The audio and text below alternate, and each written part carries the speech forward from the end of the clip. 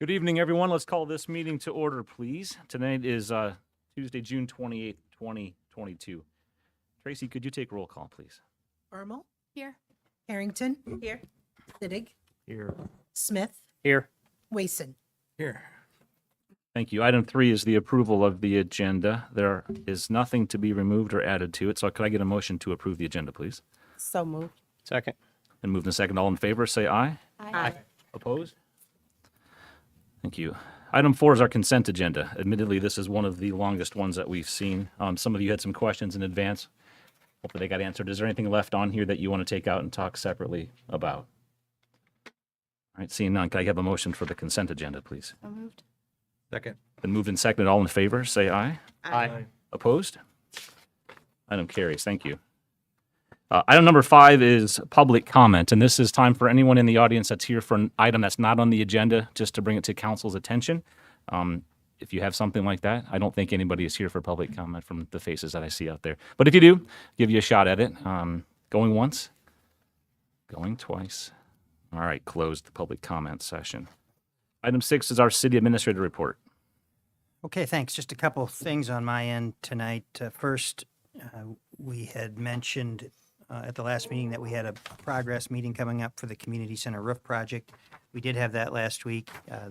That contractor will start in August, 1st of August, and hopefully be completed then by mid to... Admittedly, this is one of the longest ones that we've seen. Some of you had some questions in advance. Could I ask whoever is online to please mute your phone, please? If you're on the phone or on the computer. Muted. You can mute or unmute the host would like you to unmute your microphone. You can press *6 to unmute. Can I hit that button to just mute it? Can I just hit it to mute it? I know what I'm doing now. Oh, you want to run it? No, I can, but No, I think you and I tapped it at the same time. I didn't over touch here. it. You didn't? I didn't touch it. All right. All right. Where were you? Oh, sorry, Ryan. Yeah. I kind of forget where I was. Item Community 6 is the city administrator's Yeah, report. thank Should we start over? So the community center roof project starts August 1st. Pending any supply chain delays, it should be done by the end of September. At this point, they're pretty hopeful to keep that schedule. So we won't have to evacuate or close any sections of the building. The roof will be replaced while the facility is being used. You should have received an email today from Tracy about our 2022A bond sale. As you know, that we have had items on the agenda regarding that topic. An important piece of this process is the review of our official statement, and we ask that elected officials take a close look at that as well. So when you get a chance, if you would take a look at that, and if you have any comments or you see any corrections that need to be made, pass those along to myself or Tracy. We'll also be looking at those, as will our bond counsel and our financial advisor. And then lastly, I think most folks know that Blues and Barbecue is coming up on July 9th. I spoke with Nick today, and we still have a volunteer shortage for evening shifts, basically from 7:30 on. An item of note that might be particularly interesting to the folks that are in the audience tonight. If we have a group of 6 folks that sign up together, maybe it's a work organization or even a group of friends, for those evening shifts, the Blues and Barbecue Committee will contribute $250 to the charity of that group's choice. And it's an incentive to get volunteers. So if you know anyone, or if you yourself are interested, reach out to the communications department, or actually go online and sign up. But I know that they are still searching hard for those late night shift hours. Particularly, I probably shouldn't tell you, it's garbage cleanup, but I'm sure it'll be a lot of fun. We're just looking for any help we can get right now. And with that, that's my report this evening, unless there are questions. Thank you, Ryan. Hard to follow the garbage report, but I will do my best here. The only thing I have is Ryan and Ashley and I able to meet with Congresswoman Miller Meeks yesterday. You might have all seen the invitation for that. And really, a lot of the conversation was not city related, but I think my biggest takeaway is the role that we can play in relationships that we have. All of you in the work that you do and reaching back to folks that you represent and where you are. If you haven't had a chance to read up a little bit about the immigration struggle that Lawrence Van Beek is going through, it's a kind of an interesting story and kind of a low point right now in what they're having to go through. So bring yourself up to speed on that if you haven't had a chance to see it yet. That's all I have for my mayor's report. Council reports. Anything to report in the last couple of weeks? Just a quick, more of a shout out to, not 2 weeks ago, I was going out to Lake McBride and there was an accident. It was a pretty severe accident and people were stopped and stuff. And we helped get the lady out of the car and doing, our stuff. And it was very good to hear those sirens coming. And so we really appreciate that, Chief Plotz was there. I think his son was there. The PD was there very promptly. The fire department was there with an engine, and the ambulance was there very quickly. So it was, really good that, when something bad happens, we got a lot of people right there. And I'm sure the chief was not working at the time, because I think he came in his truck, and I think actually one of the police lieutenant was there, and I don't think he was working either. They were just came in because something was going on. They needed to take care of it. So we really appreciate that, and people should be good to know that response capability is there. Thanks, Brian. Anything else, counselors? Okay. Oh, No. No? Okay. I'm going to move on to item 9 then, which is the reason that you're all here tonight. Thank you all, by the way, for coming. I have been doing this for a few years, and this is always my favorite meeting of the year. And I've given some counselors that heads up that this is a meeting that we can help you as you help our community. And we really appreciate you taking the time to be here tonight. That means a lot to us. It means a lot to those residents in our community that you serve as well. So the format for tonight, we're going to ask you to come up basically in alphabetical order with the exception of Meals on Wheels. I'm going to throw them a little bit of a curveball in where they are because that's what's in front of me. So Meals on Wheels, you'll talk after. As well. So the format for tonight. They're listening to the website. They are. Mine shows muted. Mine shows muted also. It's on their side. So Meals on Wheels will talk after the Girls on the Run. So that's where it is in the batting order up there. We're gonna spend whatever time we need to get through with about a 3-minute limit on the explanation. We all have the applications that you had submitted. Thank you in advance for doing that for us. It helps us to do our homework. We already probably came to the meeting, most of us, with a tally of where we're kind of thinking we'll be towards this conversation with a lot of context, and that's what you're here for tonight. So again, I appreciate you being here and doing this for us. When we're done with this part of it, we're going to take some time up here to talk about it. I don't know if it'll take 15 minutes to get through whatever it is. When that agenda item is complete, then we'll take a small recess, and you are all welcome to leave at that point in time. We have some just pretty straight through business. It won't take us more than about a half an hour to get through it after this part is done. So feel free to stick around if you want to, but otherwise we'll get you out of here as soon as everybody's had a chance to say their piece. So once we had a chance to go through this as a council and talk about, or listen, we'll go through it as a council and talk about it. One of the items, one of the groups on the agenda that you've already been given a heads up for is the food pantry. And because Councilor Sittig is on the board, we would like to separate that one first and to talk about it. A couple of reasons is that the community pantry is our closest partner here in the city, and we generally don't stray too far from their request of what they're asking for. So, Kayla, do you want to come up and paint us a picture that you brought with us tonight? And we'll start there. And in this process, Councilor Sittig is going to sit out this discussion, so it'll be up to the 4 of you or us, and then we'll give their allocation, and then we'll move on. All right. I'll wait for Eric. Thank you.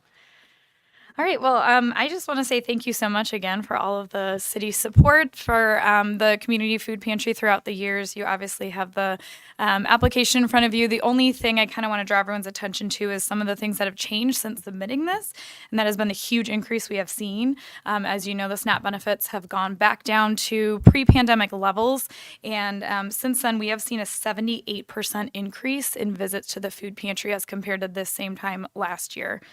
On top of that, it's been very challenging for us to source food. We're super grateful for a lot of the partners. Some of them are in this room that we've been able to go in on different orders with, including Community and Coralville Food Pantry and folks at HACAP to help us source some of those things. But the food that we are moving in and out right now is beyond what we have seen, previous to the pandemic. So we're moving over 35,000 pounds of food and toiletries for families who have never expected to use our services before. We've signed up over 73 new families. I just heard someone sign up today on my way out. So we're seeing a big increase, and the amount that we've requested is hopefully going to fulfill that need that we've seen on top of some of the ARPA funding that we're spending through pretty quickly. But we always appreciate your support, and we're finally fully staffed, which is amazing. So we can continue to move that food in and out and continue all the outreach programs that we've been working through, and going back to having a lot of those in-person activities to keep people engaged and connected to us, and also, equipped with the knowledge to use healthy food that we're giving out as well. So I am open to any questions that anyone has. Anybody have any questions for Kayla? Okay. I think we're a pretty familiar audience with the work you do over there, Kayla. Awesome. Thank you. Thank you Appreciate very it. much. I do want to spend just a moment going through this number and assigning that so we can pull that out, and that way Counselor Sittig is not in on this for the remainder of the evening. So does anyone have a preference on it? They had requested $20,000, and is everybody okay with that allocation of $20,000? Yep. Now, with it only being 5%, and the good that they do, Kayla came and talked, about the ARPA funds, and that's been well organized, well managed. I think they're maximizing that funding as they always do. So, for sure. Terrific. All right. Everything will be a consensus along the way. At the end, we'll move on then to others. Does that sound okay, Grant? Do we need to do anything formally for the? I think you'll have to have a motion for this. But if I could, we usually get a consensus at this meeting, and then we bring back a vote at the next meeting. So we can pull it aside at the next meeting for a separate vote Okay. with all the other. Is a consensus good enough for tonight then? That would be fine. Okay. Yeah. I saw forehead nods. Yeah. Yeah. He hasn't Okay. participated in the discussion. I think Okay. it's fine. All right. Thank you. All right. Now we're going to go through the list of organizations. And as I said, I have you in alphabetical order up here. And we're going to start with the numbered one. So 4Cs. And Missy, if you were out there, you get to go first.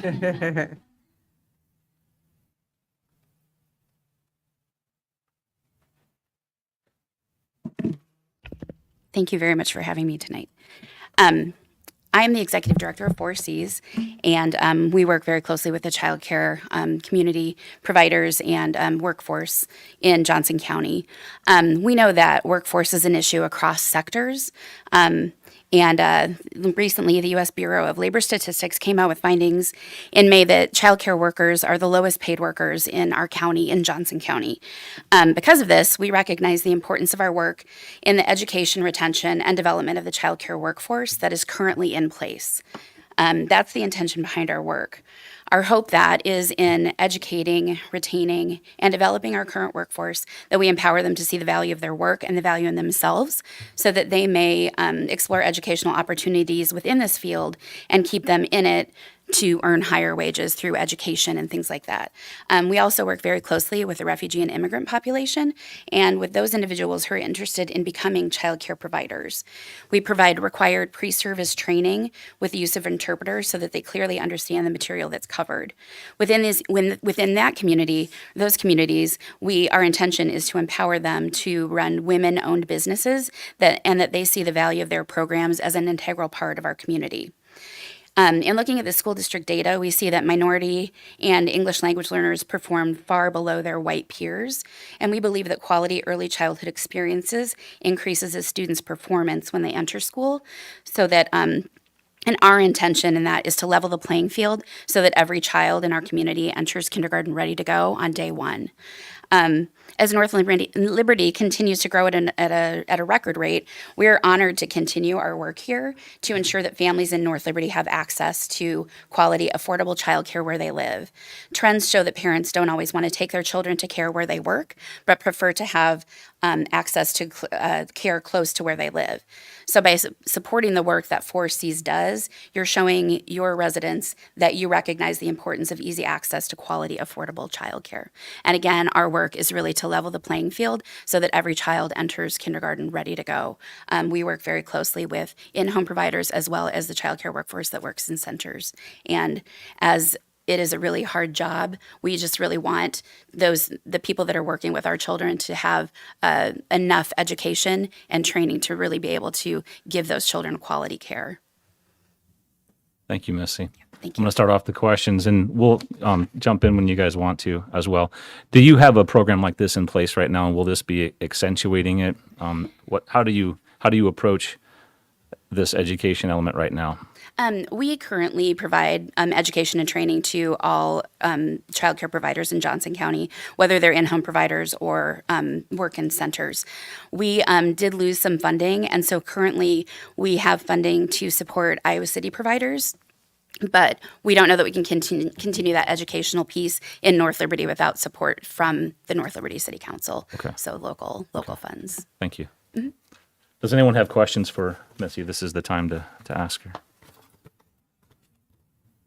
So, this is personnel costs. Yeah, it would be for operational support so that we have one specific staff person able to work within North Liberty. We run the federal food program, or the Johnson County sponsor of that, and we do work with childcare providers through that program. There are a couple of providers under the umbrella of that we work with in a specific program, and that's really working very closely with low-income childcare providers who care for low-income children, and that's kind of the piece that we'd like to continue the support of in North Liberty, which we won't be able to do without that funding. Just my concern is, so next year, what do we do for funding? Pardon? Next year, this may not be available, from North Right. Liberty next year. My That's the thing I hope- worry about. Is Yeah, ongoing so this is sort of a pilot year is kind of what we're calling it, and you would have to reevaluate. It's also a year for us to really be able to look at diversifying our funding, which hasn't happened in a long time, and COVID really kind of hit us at the knees with that as well. I've only been with the organization for 3 years, and that was sort of what we were intending to do before the global pandemic. Stupid. Any other questions? Missy, what other agencies locally provide this education if our providers here lose the 4Cs program? Child Care Resource and Referral is contracted by the DHS, the Department of Human Services, to provide training. We work only specifically in Johnson County, and they work regionally. So they have 2 consultants, but they do half Johnson County, and then half of their providers are in other counties. They also have a small office here, but we have a brick and mortar space in Iowa City where we can hold trainings and things like that. So, and we are a grassroots organization. So what we found, especially during the pandemic, is that we were able to really quickly pivot to meet the needs of our local providers in a way that a larger organization like CCR&R isn't able to do. You may have already answered this question when you were speaking. How many of these classes do you expect to offer throughout the year? Our hope is that we offer one monthly. What we found is that there is a lack of training to speak to mental health within the 0 to 5 age range, as well as the mental health of childcare providers. They were deemed essential workers, but didn't really see the support or the recognition, and I think that has taken a toll as well. So our hope is to focus really strongly on mental health training and offer mental health support in whatever way that looks like to the providers.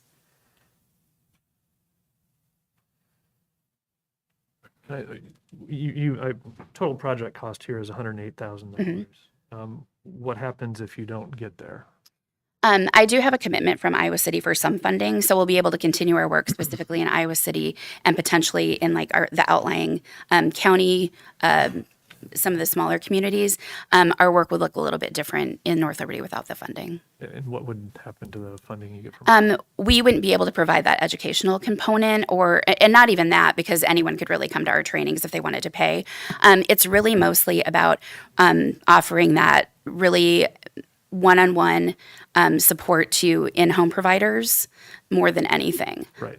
so that they're able to provide quality education. We find that a low-income provider providing care to low-income children may not have all of the time the educational component, but we can come in as their support to offer suggestions about appropriate learning environments and things like that. And the funds that we would grant to you would just go into your general fund then? Or? It would be to provide a position, so it's for operational support for a salary. Right, but if you don't get to the funding, the rest of the funding that you need, you're not going to hire someone for $20,000, right? No. So what happens to the funding? Well, we're being creative with some of our savings right now, and as I said, it's kind of a pilot year, so we'll see how it goes, and then we'll have to reevaluate next year. Thank you, Missy. Thank you very much. Thanks for going first. Thank you for your time.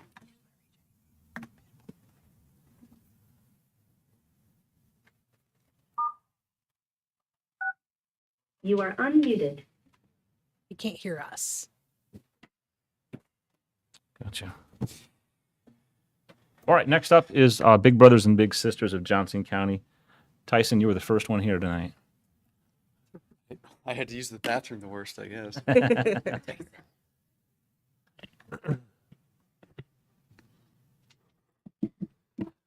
All right. I'm Tyson Worth. I work and volunteer at Big Brothers Big Sisters of Johnson County and have for about 6 years now. And want to say, first of all, thank you for your service to the community.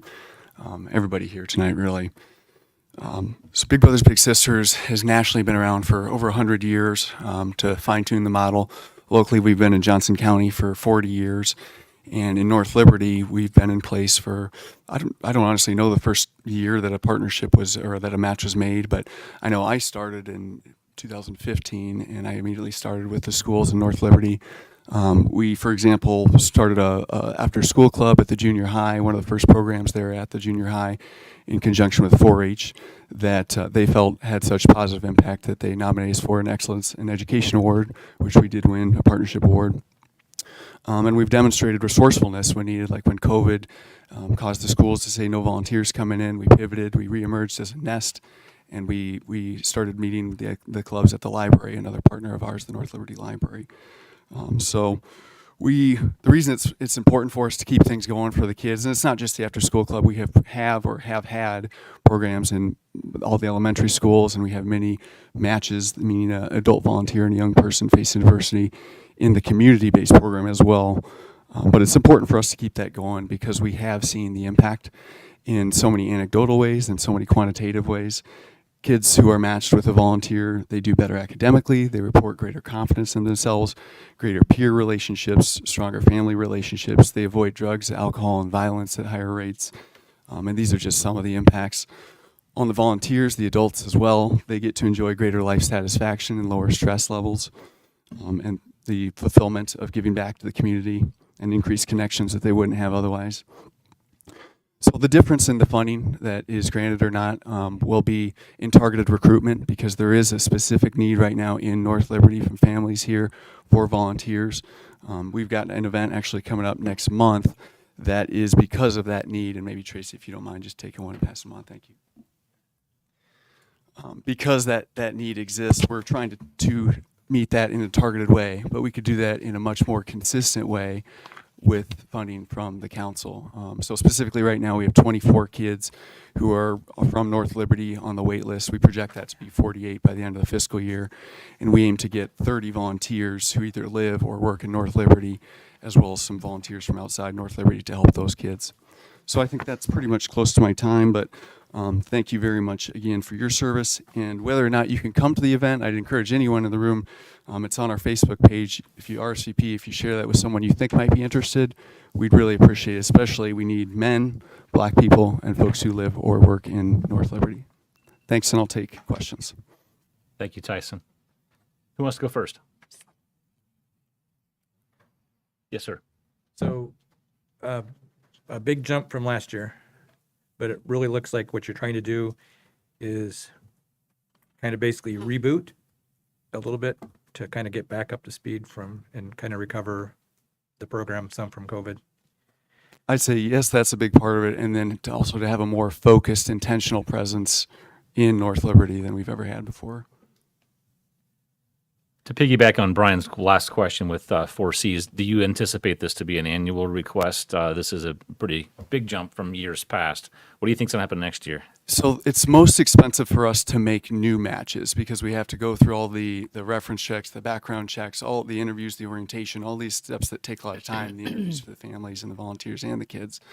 So if we have a match in place and we're just supporting that match to continue, it becomes much more affordable, much less cost, because the cost at that point is about support of what's in place. Okay. And so if we can get a lot of these kids matched, then next year the cost goes down because we don't need to do all those steps that we had to do to get them started in the first place. Okay. So you're looking for, as Brian said, a big boost in recruitment right now. Correct. Okay. And of the 24 that's on that waiting list, how many are in North Liberty? Well, on the wait list is 116. Okay. So about 24 of that is what we're estimating on the wait list because we get about 21% of the kids that we serve are from North Liberty. Yeah. Feel free to jump in, you guys. This will take all night if I call on you. Absolutely. Is there a program that you're following to facilitate recruitment, or is this going to be efforts that you guys are sort of reinventing or inventing from? Yep. So one of the benefits of having a program nationally that's existed for over 100 years is we have standards that we have to adhere to nationally, including volunteer recruitment standards for every element of our program. So instead of sort of making it up as we go, we both have those standards and we have partners in other networks where we can say to other small and mid-sized agencies in the Midwest, what's worked for you, what hasn't worked for you, and learn from each other so we can be as efficient as possible with our resources. So the recruitment program itself is being piloted internally. It's not an agency, a third-party agency that you're employing to facilitate, or? Correct. Yeah, it's internal efforts that we're looking to increase quite a bit, strengthen up quite a bit. Gotcha. How long have some of these kids been on the list? Girls, typically it's like a 3 to 6 month wait. For boys, it's typically a 6 to 12 month wait because there's always more women volunteers than men. For North Liberty, I would guess those numbers are a little bit higher since the need for North Liberty volunteers is higher. So the two big benefits that would happen is A, if we could increase that focused efforts here in North Liberty, we'd both create more matches for those kids and those families who are wanting them, and then B, the wait time would be quite a bit shorter as well, is what we would expect to be the outcome. And you said you expect 48 kids on the list from North Liberty by the end of the fiscal year. When is your fiscal year? Is that? Meaning at the end of June 2023. 23. Yeah. So in the next year, you expect that the list Another to double. 24 on top of the 24 that we estimate to have now, yep. Is that kind of how quickly the list grows at this point? Oh, yeah, we do not have to do any recruitment for kids or families. That just grows on its own. People hear about those having a good experience and they want their kids or siblings or cousins or friends to get involved. We get referrals from teachers and counselors all the time. So it's definitely, that end is strong. The infrastructure is strong. It's just that we need the volunteers. Thank you, Tyson. Thank you for your guys. time. All right, as I said earlier, when we get done with the speaker, feel free to just free flow the questions out here, you guys, on this one. Next up is the Center for Worker Justice. And Callie, are you in the audience here for us? Awesome. Thank you very much. Hi, I'm Kaylee Simmons, and I'm a community organizer at the Center for Worker Justice. First and foremost, I just want to thank you all for the funding opportunity. CWJ greatly appreciates funding from our local cities. It's super helpful. And this funding also came at the perfect time as we were looking to relaunch a program like this. So as you may know, CWJ works to unite low-wage workers across race, ethnicity, and immigration status to pursue social and economic justice through education, leadership development, and issue-based organizing. So with these funds, CWJ hopes to host a workshop series to teach North Liberty residents how to sew. We'll hold 10 classes, and these will occur twice every month. And they will also be translated into Spanish, French, and English, Spanish, French, and Arabic, which we have noticed from our members that those are the languages that are most spoken from our membership. And then once the program is completed, each participant will be able to take their sewing machines home with them so that they continue throughout this process. Back in 2019, CWJ got funding from Iowa City, very similar to this, and we held a very successful workshop series for sewing.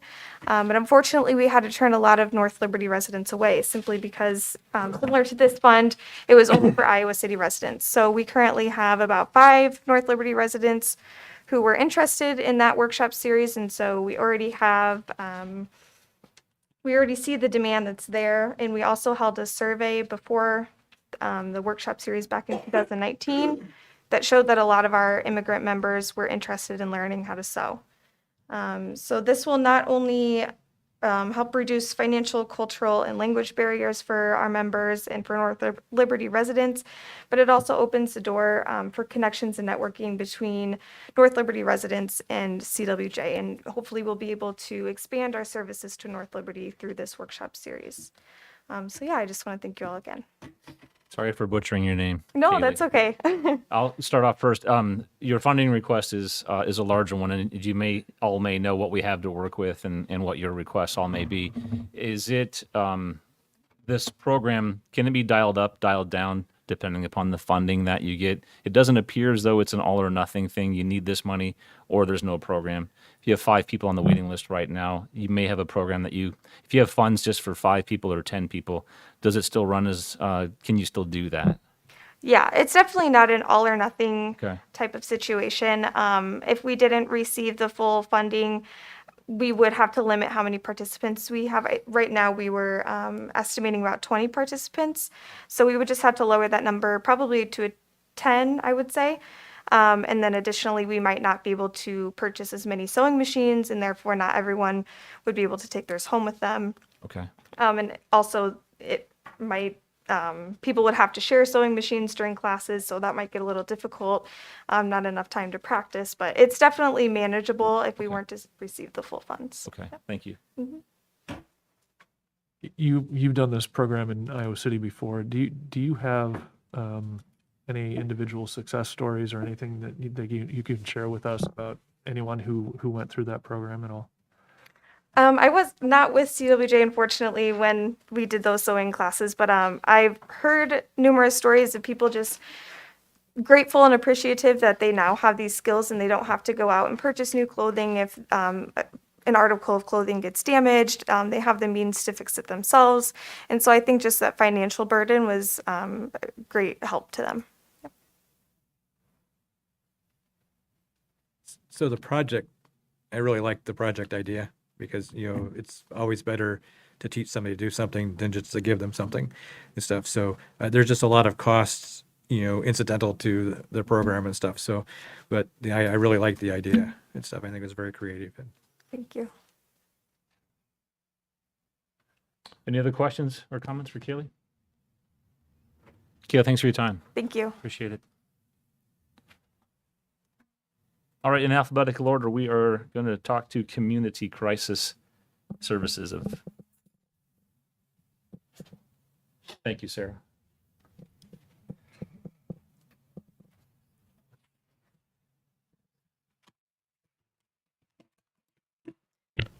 Hi, everyone. I am Sarah Barth. I am representing Community Crisis Services and Food Bank. I'm the new director of Individual and Family Support Services, and we are looking for funding our Housing and Utility Assistance Program. And I started in March, the end of March, so I've been at community for 3 months. And since then, we have had a tremendous amount of change and a tremendous amount of need. Currently, right now, our average utility assistance or assist requests are around $300.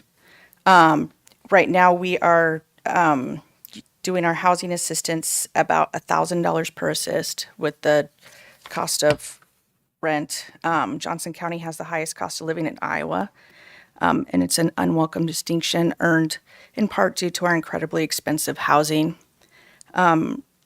It is estimated that at least 30% of households in North Liberty, Coralville, Iowa, and rural communities are housing cost burden. They spend more than 1/3 of their income on rent or mortgage payments. This is a huge burden, and we are looking to help more folks in North Liberty. I think currently we're about 7% of the folks that we serve are from North Liberty. We have lots of community partners in North Liberty, and I'm looking forward to working with all of you. Thank you. Do you have any questions? My question that I had, Sarah, is about the partnership that you might have with our pantry. Yeah. There's a utility payment program that we're either undertaking or maybe you already have it in place, Kayla. Do they work alongside of, in conjunction with, opposite of, or can you tell me, maybe, sorry to throw you into this conversation, Kayla. No, that's Can you tell me a that's little bit great. about okay. Proposals for Okay. And is that something that you'll work through with community, or is it your I own would kind love of to program work here with in you North because Liberty? we are continuously seeing change, and the need is just growing immensely with the cost of housing. But yeah, I'd love to work with you, and I also envision us being having somebody represent community at the Branshaw House. I'd love to anyway, and then we also have a law enforcement liaison coming to the North Liberty Police Department. So we're excited to be here. We're in glad to North have Liberty. you here. Thank you. Thank you. Any questions for Sarah? So are you referring to the mobile crisis unit that's going to come and be posted with PD? Yeah.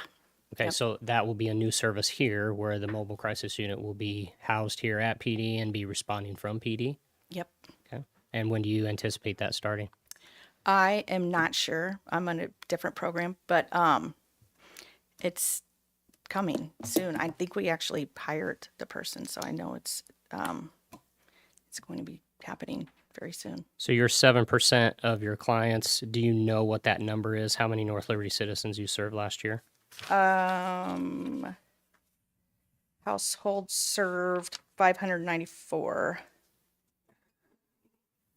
total, and 44 North Liberty households. 44. Okay. 112 individuals. Thank you. Yeah. And just to clarify, you anticipate that increasing to 65?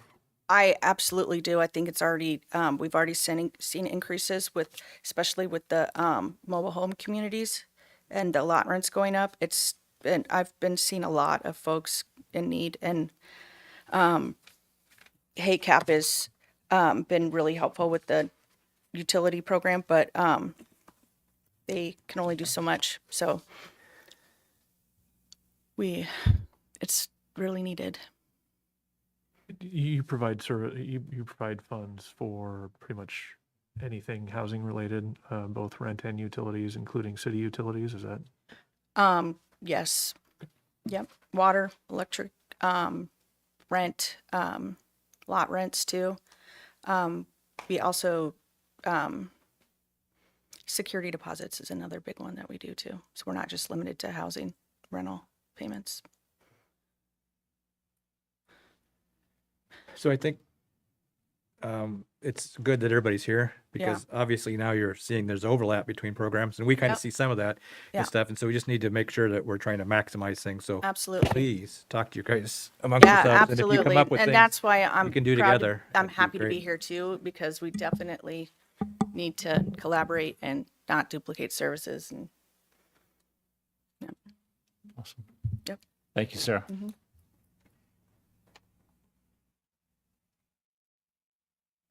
All right, next up is our Corridor Community Action Network, and I don't have a name listed on there. Is anyone here representing that group? Tracy? I'm sorry, we knew the answer to this one already, didn't we? My apologies. Next up then is Domestic Violence Intervention Program.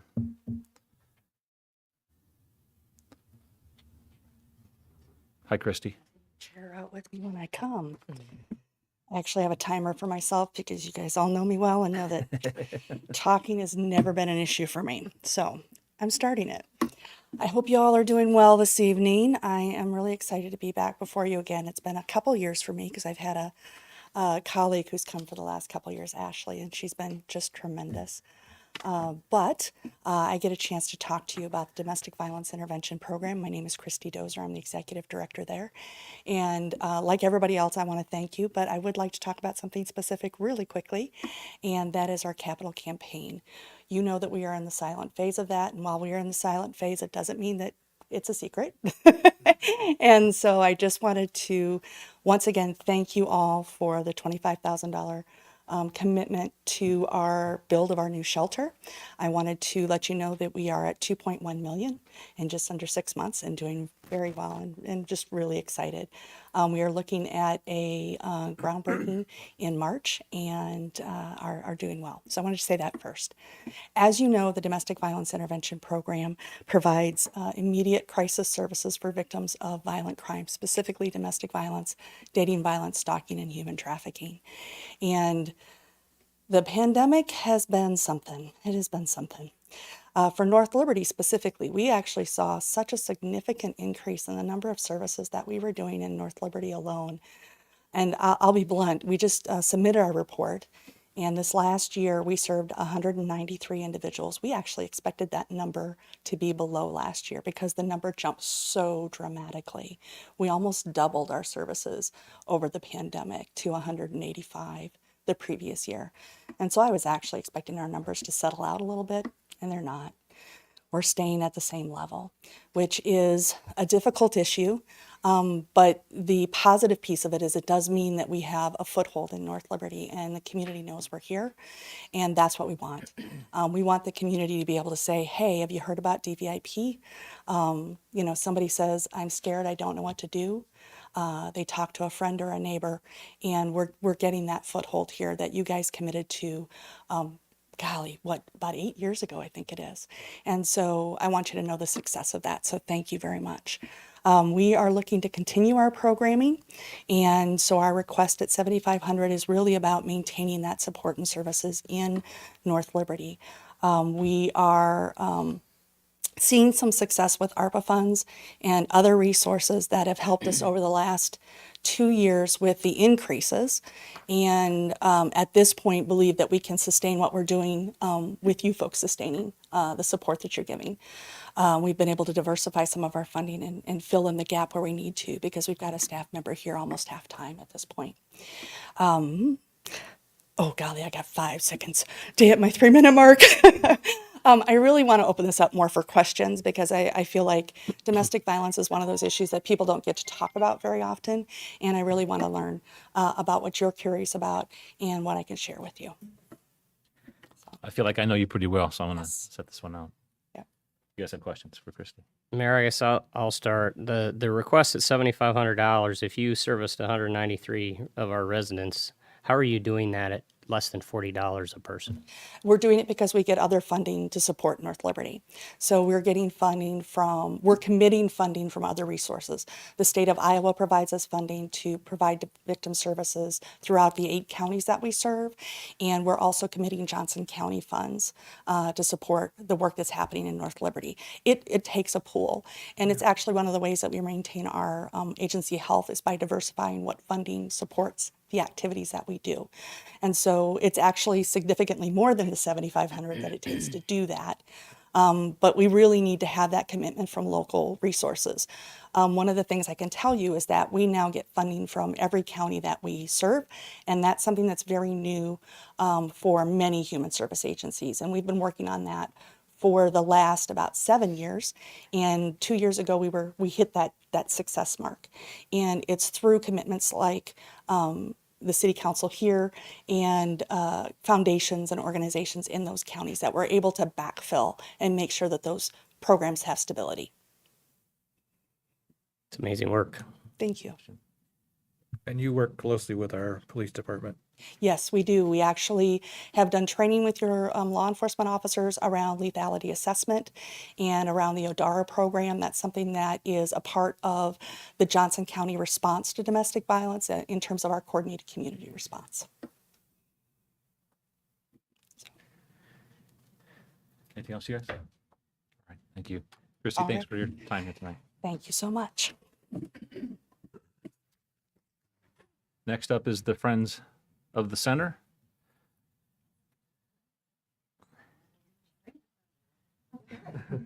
I'll call it the Senior Center for you, Latasha. You know, I thought I was gonna be last, but that's all. Gets you some blood flowing. Got me. Good evening, everyone. Hey. I haven't been here forever. Actually, I feel really good and delighted to be here. I spent many, many years working here in North Liberty doing youth programs. So, but tonight I'm gonna talk to you about older adults because I did a little transition. I'm excited to be here. Friends of the Center is our arm. We call it our philanthropic arm of the Senior Center, which allows us, it's a 501c3 that allows us to apply for funds. And since I've been at the Senior Center, I have made huge changes. And one of them is realizing that everybody can't get down to that building. Parking's an issue. People don't want to go downtown. People don't want to leave their community. So we have been working extremely hard on trying to reach people where they are.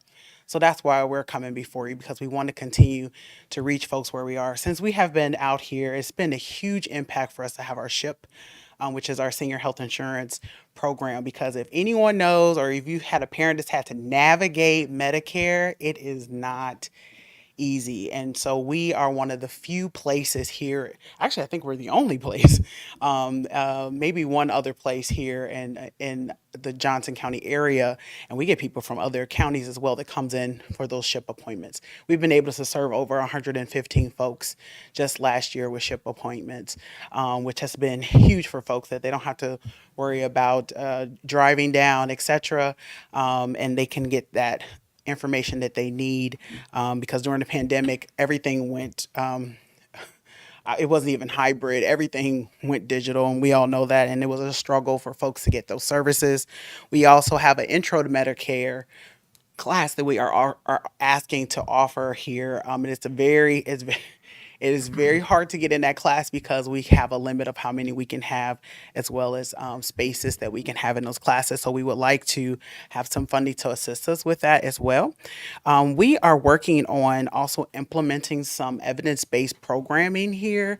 So we have a class specifically called Walking with Ease, because a lot of the class component is about socialization, right? We know that one of the biggest, most devastating things that happened during COVID, and COVID still continues, at least in my world. Other people have kind of forgotten about it, but in my world, it's very real. Is the isolation piece.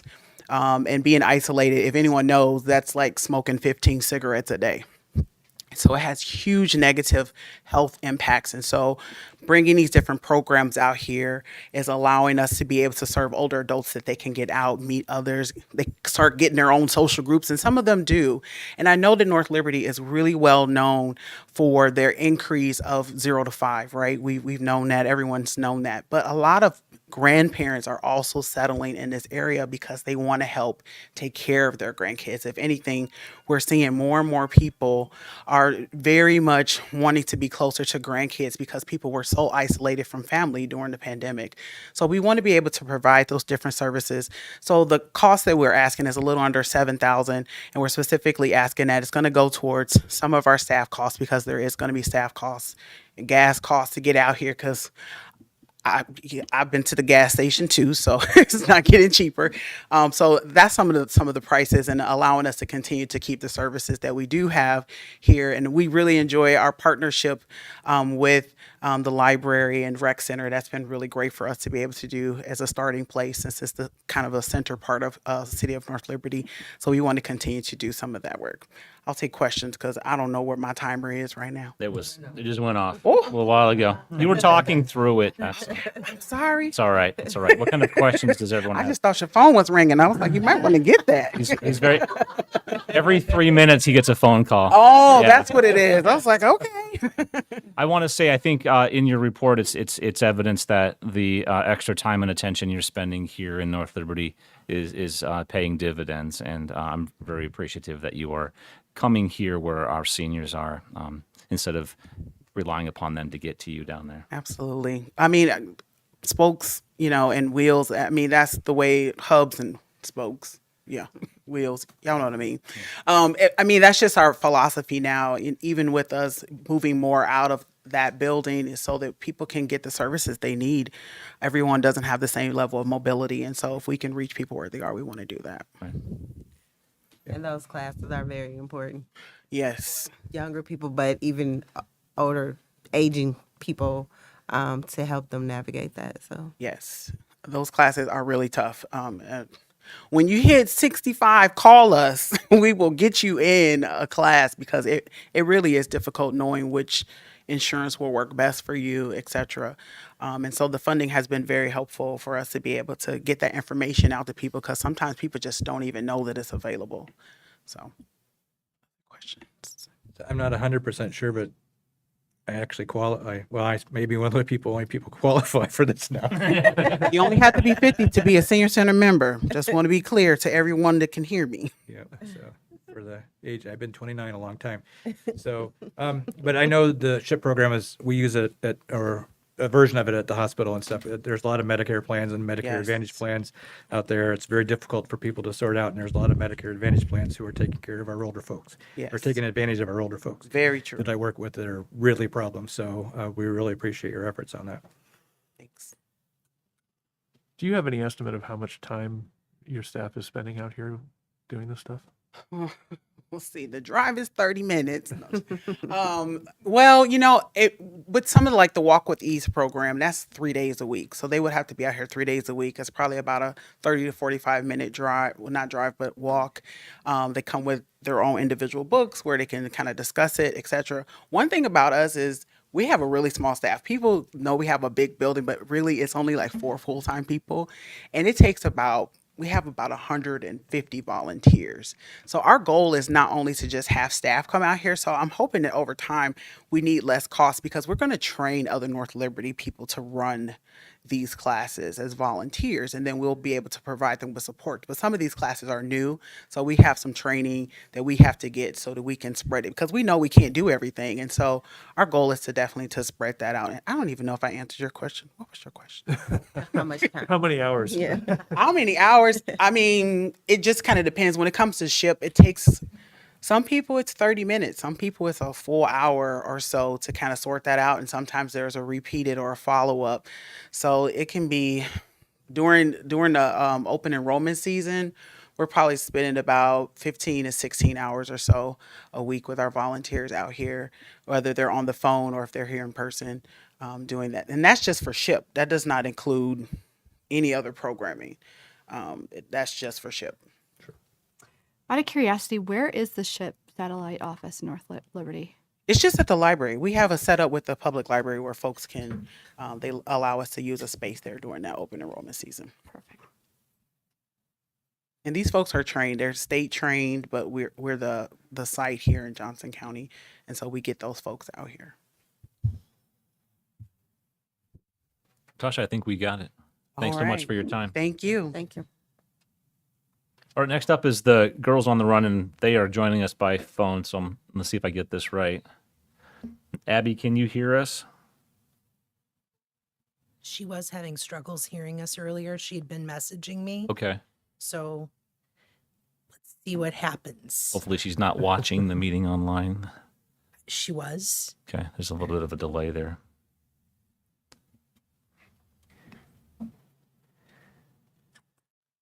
How about you have her on standby on message? Can you message with her to have her on standby, and we'll go next? I think that's a great idea. Okay. Derek, I'm going to press the mute button here. Okay, I'm going to step ahead to Meals on Wheels. Just leave it. Okay. It's been muted the entire time, so. In non-alphabetical order. Hello. Thank you so much for the opportunity to talk about the work that we do.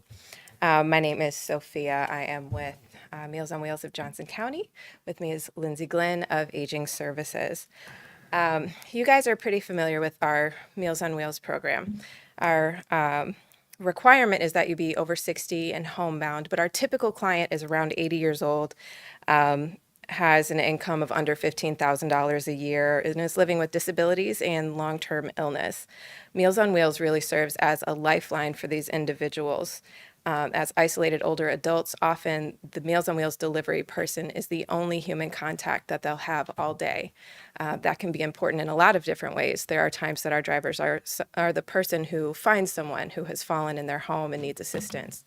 A lot of our referrals come from out of state, adult children who are living out of state, concerned neighbors, that kind of thing. So the person who comes to deliver that meal has a really important contact with that person. Now, some updates. We restarted hot meal service. We're very excited about that. The pandemic was really hard for all of us. We've restarted congregate dining, partnership with the senior center. Very excited about that too. We are now facing some incredible cost increases related to food and fuel, as we're all aware. For next year, we have budgeted about a 20% increase in costs for both of those things, which is a really big deal when you're, purchasing the quantity of food that we are. In order to deal with that, we have diversified our funding sources a bit. My role has changed. When I've come to speak to you before, it's been as the Director of Meals on Wheels specifically. My role is now Community Relations and Grants Director, so I'm really focused on development efforts and raising funds in additional ways. We know that all of this additional cost can't be placed with you guys, so we are looking at other ways to make that happen. So we have requested an increase for this year, but those funds are actually to support additional services for the people that we serve through collaboration with Aging Services. Aging Services provides chore services and some snow removal. So our hope is that with additional funding, we would be able to provide snow removal for the safety of our clients, for the safety of our volunteers. As I mentioned, these are people living with long-term illness, living with disability, and have maybe less ambulatory. So this service would help them to have a better quality of life as well. Is there anything you wanted to add about how awesome Aging Services is? No, we're just awesome. There you go. All right. Thank you so much. I hope I was brief enough. Any questions you have for us? So if the application, to be succinct with it, it was really to enhance the services that you have with a snow removal, to be able to do a little bit more when you're there with those folks. How common is that that person doesn't have a means to, for example, remove this? So if the application, to be succinct with it, it was really to enhance the services that you have with the snow removal, to be able to do a little bit more when you're there. So you can answer the question once or twice. It's okay.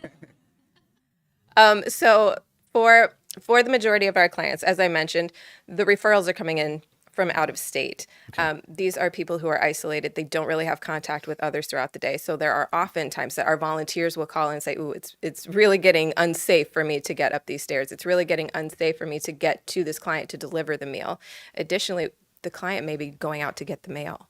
Right. And, when you're dealing with limited mobility, it can be really unsafe to make that what may be a short trip, but a long journey for someone with some challenges like that. Okay, thank you. Any other questions? My only thought is your added services.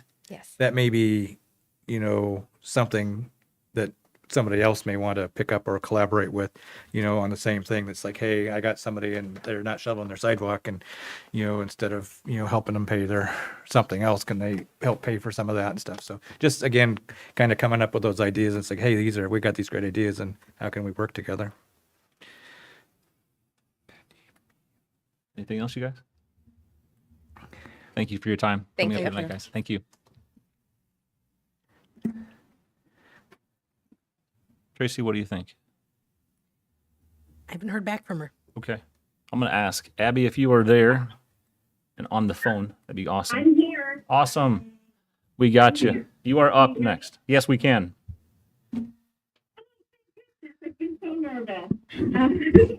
Thank you all, first and foremost, for allowing me to join remotely. I'm at our Girls on the Run International Summit, and so was not able to be there in person. So thank you so much for allowing me to join remotely and working with me.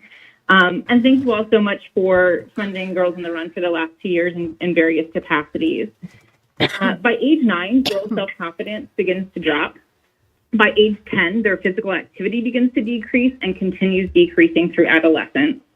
And 50% of girls ages 10 to 13 report experiencing bullying. And I'm not sure if you're aware, but behavioral health research conducted through Iowa schools is showing that girls in our communities are reporting things like anxiety, depression, and suicidal ideation at rates much higher than boys right now. Our program is really designed to enhance girls in 3rd through 5th grade social, psychological, and physical skills and behaviors so that they can successfully navigate life experiences. And when we asked girls this season what they learned from Girls on the Run, here are a few things that they said. They said, I learned that I'm important, supported, and loved. I learned to be proud of me. I learned that I'm strong and I can do hard things. I learned that I'm perfect the way that I am. What we do really matters to the girls in our community. This year, we're requesting continued support from the City of North Liberty. And the funds that we've requested are really going to help to ensure that our programming that we provide remains financially accessible by keeping our program fee down and by providing scholarships and financial assistance to the families who need it. Coming out of COVID, we have been much slower than we'd like to return to all of our sites, including many of our higher need sites in North Liberty. So with fewer sites available, we are going to be doing some outreach to some of the community partners, many of whom are in this room tonight. So be on the lookout, friends, to see how we might be able to partner to ensure that those who are using services through other agencies know about our program and that there is financial assistance for them to be able to participate. So with that, I'll pause and see what questions you all have for me.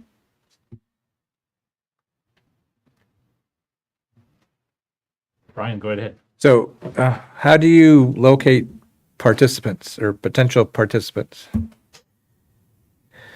We primarily historically have relied on working through we are largely based at schools. Now that we are invited back on site at schools, we've been primarily going through our school partners, teachers, educators, to let families know. We also use the Peach Jar system, but that's obviously not reaching quite as many folks. Like I said, sites have been slower to get us back on site, so we've been a little bit limited there. But primarily, it's through the sites that we're at. Okay. So, and are you able to get into the Clear Creek School? We have been in the past, but are not as thus far in North Liberty. The sites that we've had has been community sites, and then we have been back on at Penn and Christine Grant. Historically, we have been in Clear Creek Amana schools. We've been at Van Buren, Garner, a number of sites in North Liberty off and on throughout the years. Just there's more schools than people realize in town here anymore and stuff. We just want to make sure that we're trying to get to everybody. Oh, they're all on our list. Like I said, I think we're at a point where our educators are really quite burned out. And so working to reestablish at some of our sites, like I said, has been slower than we like, which is why we'd like to start working a little bit more with our other fellow community partners to see how we might be able to reach different populations and maybe look at some different sites because we have valuable programming that's not reaching a certain audience.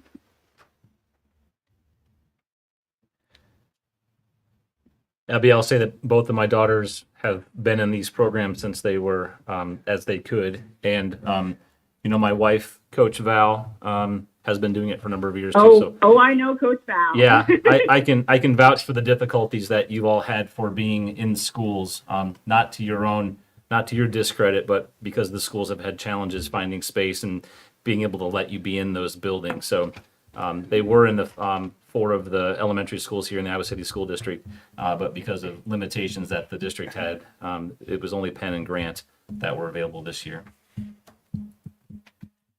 Any other questions for Abby while we have her on the phone? I don't see any others here, Abby. Thank you so much for joining us, and keep up the good work. Thank you. Really appreciate it. Thank you so much. Thank you.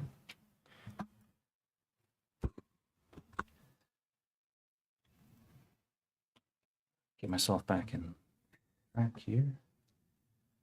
Next up, we're looking for houses into homes. We're talking with Selena.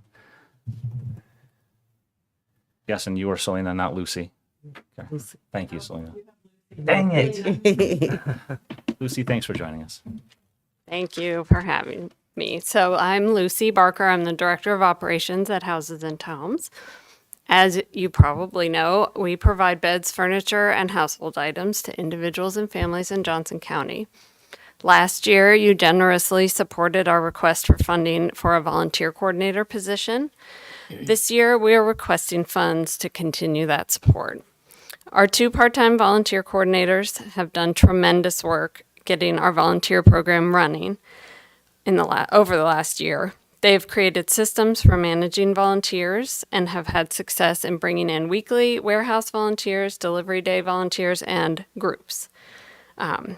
We're excited for the next phase, expanding our volunteer program to focus more on recruitment and retention, as well as stronger training procedures. Just an update, since we submitted the application, we've now delivered to 14 homes in North Liberty, which surpasses the 10 we furnished in all of 2021. So there has been an increase, whether it's our presence or the need in North Liberty. We're also working now with the Liberty High football team, who are going to do a volunteer day to honor Owen Skelly. Owen's older brother, along with several other Liberty students, were critical to our success early on. As you know, the Liberty High students have been so important. Those students just graduated. So we're really looking forward to bringing in their younger siblings and their classmates.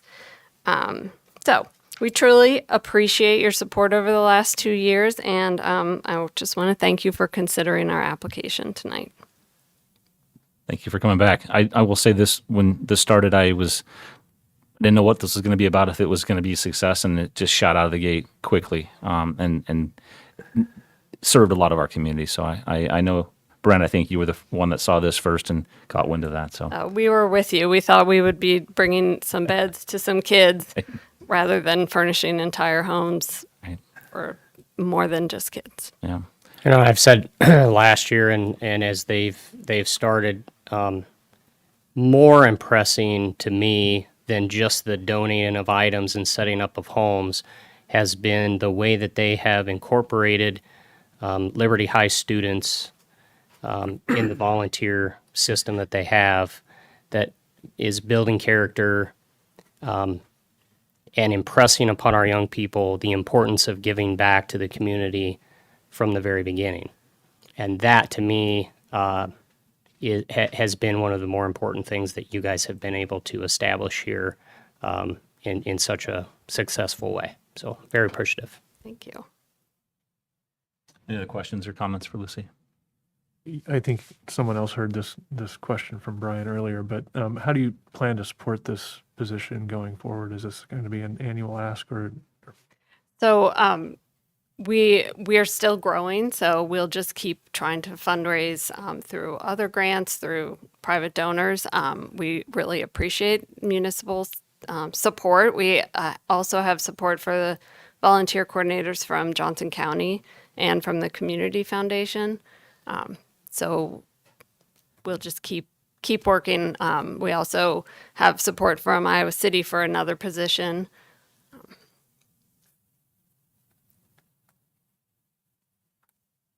Anyone else? Lucy, thank you for your time. Thank you. Thank you. Next up is our Housing Trust Fund, Johnson County. Good evening. Thank you for the opportunity to provide an update on the Housing Trust Fund of Johnson County. We are grateful for the annual support that the North Liberty City Council has provided over the last 15 years. The funding you provide reflects your commitment to affordable housing and its relationship to economic development, and it reflects your understanding that housing is a prerequisite to the quality of life for citizens in North Liberty. The Housing Trust Fund has provided more than $12 million through a variety of affordable housing programs.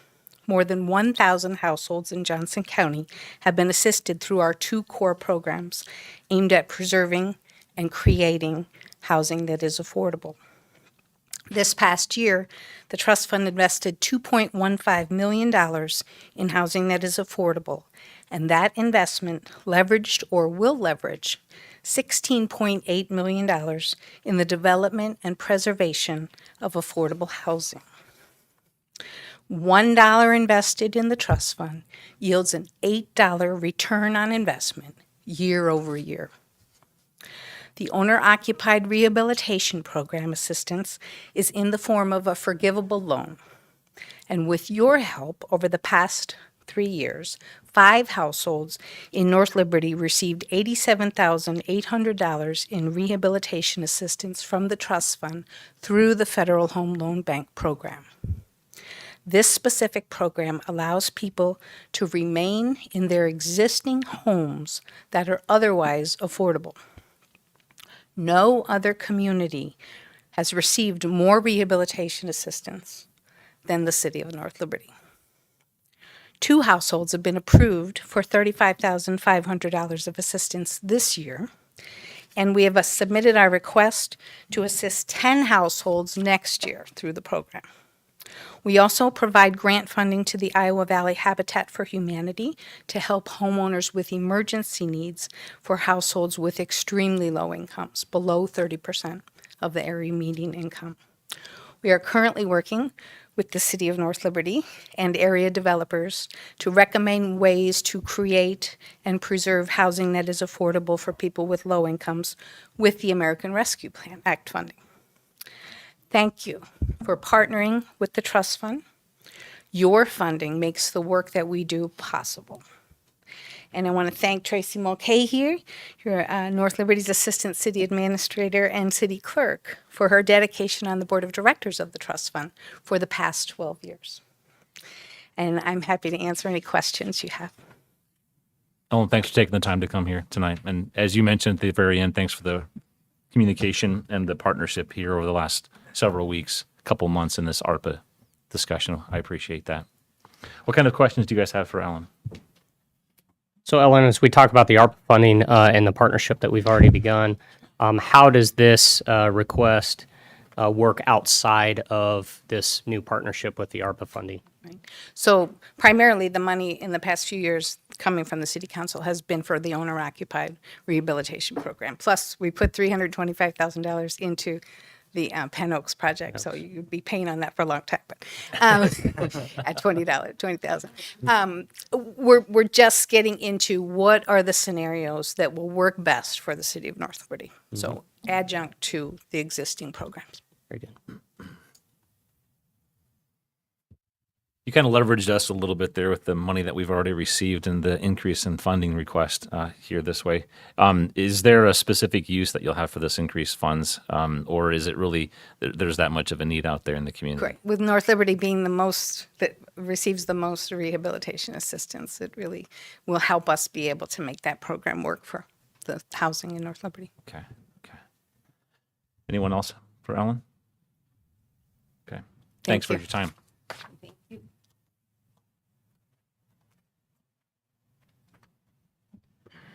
Next up is the Iowa City Community School District Foundation. Susan, thank you. Great. Yeah, thank you. Nice to be back in person. So I appreciate everybody. This is my first time seeing you in person and not on a computer screen. So thank you for the opportunity. I'm here tonight. My name's Susan Brennan. I'm the executive director of the Foundation for the Iowa City School District, and I brought the associate director, Whitney Wessling, so she could figure out what this was all about moving forward. But we are here tonight, ask for support for our fine arts experiences that our students get in our school district. The thing that I am most proud of the foundation is our work in providing equitable experiences. And so we have more and more of our schools that are becoming Title IX. There were 11 last year. We are up to 16 for next year. And so the need is just exploding like it is for all the other partners here in the room. What that means is that some of our schools could afford to send their students on fine arts experiences, but more and more of our schools could not afford to do that. And that's where the foundation comes in. We provide a fine arts experience for every grade level, kindergarten through the 8th grade, through the Any Given Child, which is a designation. That's the best way to describe that is like the City of Literature for the city of Iowa City. It's an honor, it's a designation. We were the 8th school district in the country to be designated that from the Kennedy Center for the Arts. Just means we put a lot of emphasis and have a lot of community support providing these for our students. And so you have about 2,400 kids here in North Liberty that attend one of our 5 Iowa City Community School District buildings, and we would be impacting all of them, kindergarten through the 8th grade, with an experience, taking them to the museums, Children's Museum, over to Voxman, into Hancher to watch a live arts and performance. This next year, we are adding some new additions with Stanley coming back on. Our students will get to go visit the Stanley Museum, the James Theater. I think post-COVID, the kids didn't get to go on any of these experiences for a couple years. So we are coming back hard and fast next year and making sure that we get kids back out to experience these things just to enrich their education while they're in our schools. We feel strongly that while they're in our buildings, we provide these experiences for them and open their eyes. So we want to thank you for the commitment. You guys have been strong supporters of this over the years. So thank you for that. I do need to make an adjustment on the application. I noticed tonight sources of project funding. I have City of Coralville at $2,000. They're actually a $5,000 partner in that as well. So that adjustment needs to be made. And I want to do a shout out publicly to Ryan Heyer. He has been on our board of directors for a number of years, probably too many that he'd want me to count, but he is our upcoming chair. And so in a couple of years, he will be my direct boss, which will be fun. So thank you to Ryan. Good luck with that. Yeah, I know. That's what I've heard. Me or her? You know.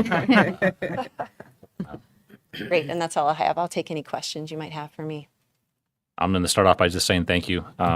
Since I've been here since you started this, and I see the impact that it's having with our kids in our schools. So again, both my kids have been able to do more in the arts and go on, see more, and experience more because of this program. Great, thank you. I'm glad. Anybody have any questions for Susan? Nope, I just, my only comment is that it's only in the Iowa City School District and it's not available to all the kids in the city, but there's still a whole lot of kids in the school district, so. Yeah. When you say all the kids in the city, do you mean the private schools or? Well, the Clear Creek School. Oh, Clear Creek, yeah, sorry. Yeah. Yep. There's a large chunk Yep. of the North Liberty is not in Iowa City School Yeah, District. understood. I live on the other side of John, so that's my area Yeah. I try to represent. So. Yep. I'd be happy to talk to him, see if we can get him on board. That may be a good thing for next year. Yeah. I think that's it for Okay, questions. Thanks for great. sitting Thank with you us. so much. Thanks, Thank Susan. you. Next up is the Iowa City Free Medical Dental Clinic. And Barbara, are you able to hear us and on the line?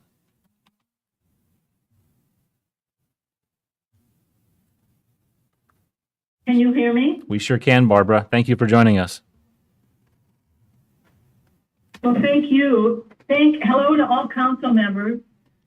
And I want to also thank you for allowing me to join you tonight remotely.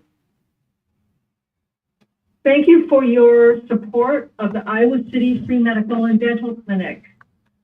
As my application states, the clinic's mission is to provide comprehensive healthcare services for the uninsured in our community. We're now in our 51st year of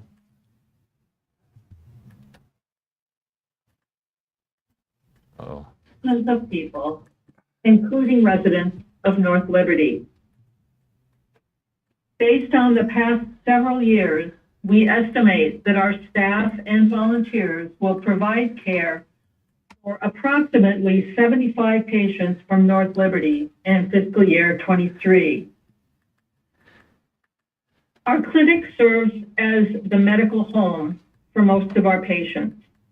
over 60% of whom are diagnosed with at least one chronic health condition. We hold from 4 to 6 medical clinics per week, during which patients receive treatment for acute and chronic conditions, as well as specialty services such as dermatology, ophthalmology, physical therapy, and prenatal postpartum care. Dental clinics are held from 6 to 10 times per month, during which patients receive exams, x-rays, fillings, extractions, and hygiene. Additional on-site patient services include vaccinations, including COVID-19 vaccines, HIV counseling and testing, and our case management program. Patients also receive needed radiology procedures off-site, including mammography, ultrasound, and orthopedic x-rays. The free clinic serves a very low income and diverse population. All of our services are provided to our patients at no cost. Our community partnerships, including our partnership with North Liberty, allow our mission to continue and to remain strong. North Liberty funding will help offset clinic operating costs, including the purchase of medical and dental supplies, clinic insurance, and building maintenance. I'm truly grateful for your consideration, and again, thank you for your support of the clinic's continuing work. Barbara, thank you for taking the time to join us. I'm going to open this up for any questions that our council has for you. Just a comment. So I take care of a lot of people in the hospital, and there's a big shortage in Iowa primary care providers that everybody, a lot of them are burned out, and they're not able to find doctors to take care of them for various things and stuff. And we send people to free medical clinic because there's just nobody else anywhere. So it's well needed service. Thank you. It's, the need for our services has always been very high, but I have to say that over the last 2 years since the pandemic, the need has become even higher. And we have worked, despite the challenges that the pandemic has brought, I'm really proud that we've been able to stay open and that we've been able to continue to serve as many people as possible. Any other questions or comments? Okay. Barbara, thank you for being the first on the phone and hanging with us over that, and appreciate your time here tonight. Okay, thank you all again. Thank you. All right. Next up is our Iowa Legal Aid. Jim, in the front row. Thank you all. Jim Kringlin. I'm the managing attorney with Iowa Legal Aid's Iowa City Regional Office. I've been with Iowa Legal Aid for going on 26 years. We provide free legal assistance to low-income Iowans, so we're a statewide nonprofit law firm, and we help people with civil legal matters. So we're not the public defender. We are much more likely to represent people who are victims of crime than those who are charged with crimes. And it also means that our clients are not entitled to a court-appointed attorney. So what we are is a very scarce resource to help people in some of their most critical, urgent matters, like am I going to be evicted today? Or is the electric utility going to remain shut off in my home? Or am I going to have to stay in a shelter, which is sometimes available? And we partner with lots of the agencies here, including DVIP, of course. Or will I be able to stay in my home and have a protective order that the police will enforce? So those are the kinds of legal matters that we help with. We're in our 45th year. It's our 45th anniversary. Looks like we have at least 2 lawyers here. Maybe there's more. So if I expect you might ask me the tougher questions. But we first got a support for our mission from North Liberty City Council a year ago. We got $5,000, and we're asking for a renewal of that. It just supports our work for residents of North Liberty. We don't have any separate presence here. Most of the times, residents of North Liberty who have problems that we can help with, they have to go to the courthouse in Iowa City. And that's where we've had a large increase in our work with housing. We established a help desk at the courthouse, so we're there every Monday now. This is a new thing we started last July. So every Monday is when they have all the eviction hearings, and people, ideally they contact us before then, but often they don't, and they can apply for our help on the spot. And so we can very quickly often identify defenses and represent tenants. And I actually personally represented a North Liberty resident in the past year, an elderly gentleman who was also disabled and had a variety of issues, but he didn't know how to deal with them when the landlord wouldn't make a repair, and decided he would not pay rent, and that might get their attention. And so when I looked at it, that's my 3 minutes, I realized he had to pay his rent by the next day or his lease would end. So I quickly advised him of that. He didn't understand it. He paid it. And then when his landlord tried to evict him for a different reason, in the following month, I represented him in that case and got it dismissed. Got him time as well to find another place and hopefully not lose his Section 8 rent assistance. Anyway, I've gone over 3 minutes, obviously, but I'm happy to take questions. As you said, Jim, you were new to us last year on that funding request. I really not enjoyed it, but I was really grateful to read what you've been doing so far here in this first year. So thank you for that. It's my privilege and my staff's privilege. We find the work very rewarding, and it's been my career, so I obviously like the work. So, no questions or comments? Jim, you have a small staff, right, in your office, but you have a pretty large network of volunteer attorneys in private practice and other places helping you out. Yes, our volunteer lawyer project substantially expands the number of people we can help. So private attorneys such as yourself take cases from us that we refer, because we have to turn away a lot of people with less help than they need, but there's fewer of those because of the many private lawyers that agree to take cases free of charge that we refer to them. Yes, and we did add an attorney just in January, not yet licensed, but will be, I expect, by September. And so we have increased our capacity, and one of the ways we've done that is by getting small grants from a lot of different sources. And 40 years ago, we had like 10 funding sources. Now we're over 100. We had funding cuts at the federal level, and that's how we've dealt with it, with lots of generosity from businesses and people, lawyers, as well as other local government entities like the City of North Liberty. So. Anything else? All right. Jim, thank you for your time tonight. Appreciate it.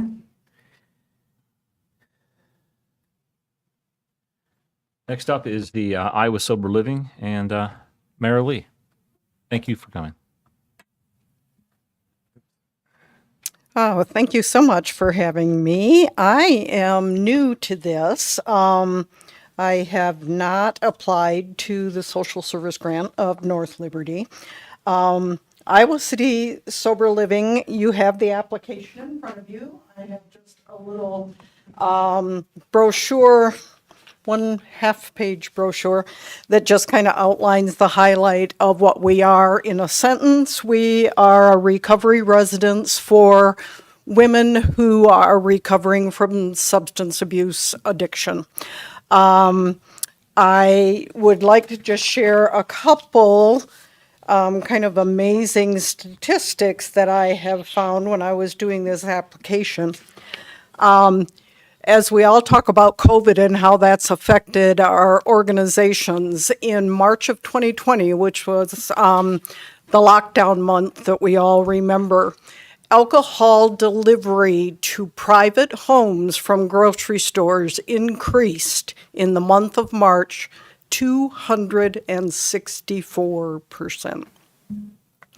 So you have isolation, you have alcohol, you have stress from loss of jobs, and I'm sure we developed a lot of individuals out there with alcohol issues. Alcohol remains the most reported primary substance of choice for treatment admission in Iowa at 323 people per 100,000 population. So even though we are called Iowa City Sober Living and our home will undoubtedly be in the Iowa City area for many other reasons, we know that addiction doesn't stop with any geographic boundaries. If you do the math, that's about 65 people in North Liberty will come home from rehab wondering what the next step is. So I'd like to share with you in my time remaining, this is an email that I got from a woman this week through our website looking for sober living. The first email I got actually was from her mother, and I've changed the names and I have received permission from both of them to share their emails. My name is Sally and I'm reaching out to you for my daughter Allison. She is in a 28-day treatment facility right now in Mason City. She will be graduating that program soon and wants to get into sober living housing. If you could assist me in any direction, I'd appreciate it. The same day, I got an email from her daughter saying, I am currently 10 days into my 28-day residential treatment program. I am looking to explore transition options. I would really like to talk to somebody about my options. And then I'm responding to all these emails, of course. So then I get an email saying I have completed my program. And the next step in my recovery journey is sober living. And I am preferably in Iowa City. I am eager for this, meaning our sober living facility, to open since it will be one nearest to my hometown. I would like to get on your waiting list. I am willing to help. I want to help you build this foundation and get the ball rolling on things. Happy someone is finally making a difference in Iowa City and noticing the lack of resources for addicts, women in particular. My family is getting worn out of supporting me since nothing seems to be working out for me right now. They're tired of helping. In other words, I burn all my bridges and I'm on my own now. So wish me luck, LOL. Thanks for caring and have a wonderful day. So this presentation is for Allison and hopefully for the future Iowa City Sober Living, and I'll entertain any questions. Marilee, you and I have exchanged some emails here over the past several weeks, and can you help to contextualize where you are in your process right now? These folks reaching out to you are doing so because they know of you, but you don't quite yet have a place to land, which is part of your funding request here tonight. Can you Correct. Tell us a little bit more about this, where you are, how close you are, what the next 6-12 months looks like for you? Okay. We are currently working with a organization out of Canada. Long story to that one, but it's called Sponsorship Collective. We partnered with them and decided to pay the money to get some help on how to sponsor the residence itself. Sober Living will house 8 women. Obviously, you need a pretty good size house for 8 women, lots of bathrooms, individual space, space for meetings, space for the programming that we're going to do. And so we're looking for essentially a corporate sponsor for naming rights of the house, to help with our down payment, to get as much money invested in the home so then our rent for the women is less. We are 2 months into working with Sponsorship Collective. It's a 90-day contract, and we have put our business case slide deck together and have made some contacts. So I think it's going to be sooner than what we expected. We have some good prospects in the community that I think are going to be very willing to partner with us. So I'm hoping that we will be open by the end of 2022. If we can get open in the fall of this year and not have to move into a house and, trying to recruit residents in the middle of winter and holidays coming up, that would be great. We have also been in contact with Iowa Public Radio, and one of my board members did a podcast with them, not specifically about sober living, but Iowa has been cited by the Iowa Department of Public Health as having a 26% increase in alcohol-related deaths in the last 9 years, and it's a very concerning statistic. And so Rachel talked to them on a podcast, and if all of you get home by 10 o'clock, she is going to be on KCRG 10 o'clock news tonight regarding that topic, binge drinking, how she recovered from her addiction during COVID, and a little spotlight on Iowa City sober living. So things are moving really great in our direction. So I'm just very optimistic that this is really going to happen. Awesome. Thank you very much. Yes. You're not in a place to say we think we may be able to open a place in the next 12 I'm really months. sorry, Eric. I'm really hard of hearing. No, that's fine. You're not at a point now where you can say that you think you'll be open in 12 months or 18 months or something like that. That we will be open by 12 months? Yeah, you're not in a position to make an estimate like that at this point.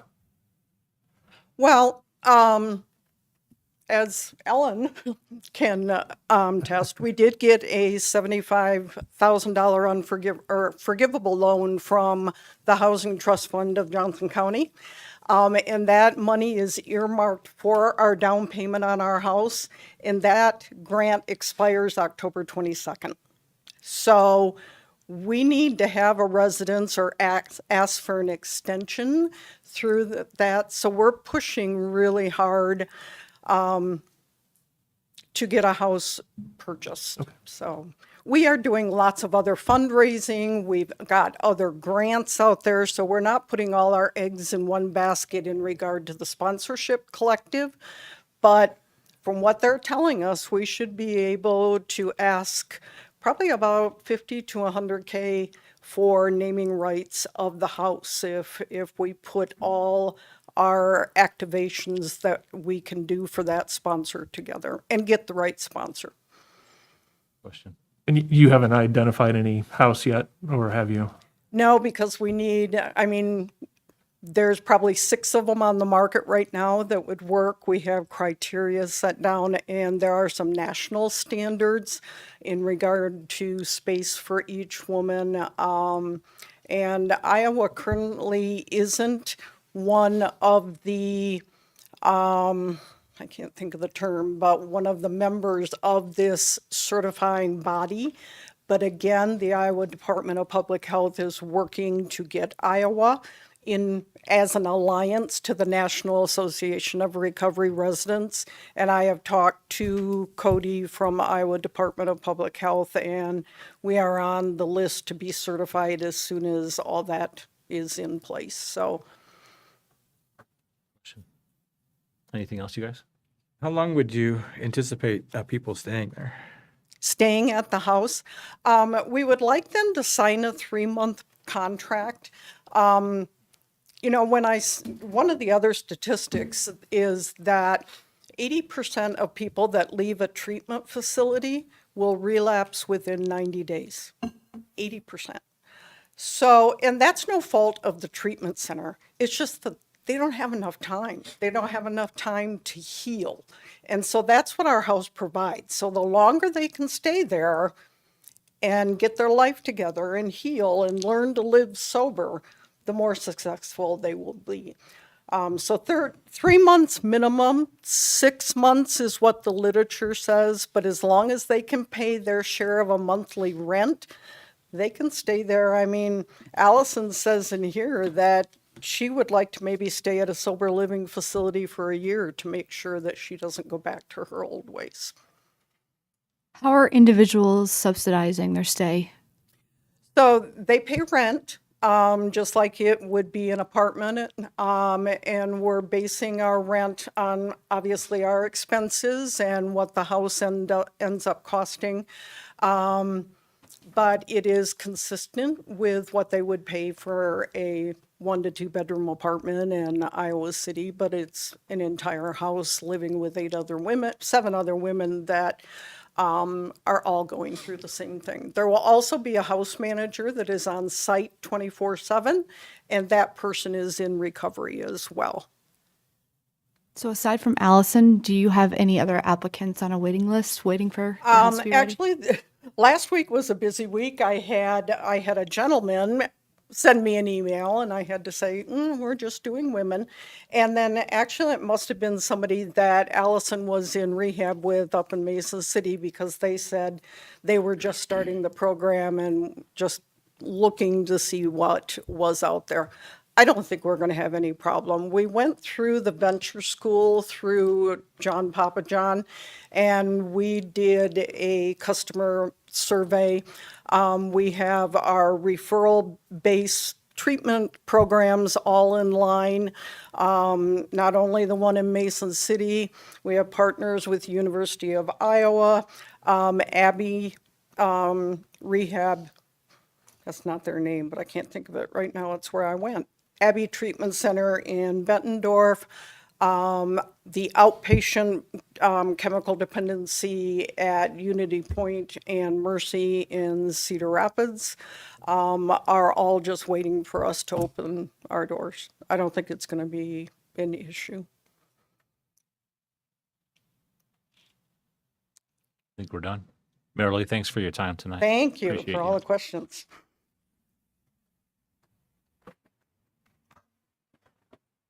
All right, up next is the Iowa Matrix in Stacia.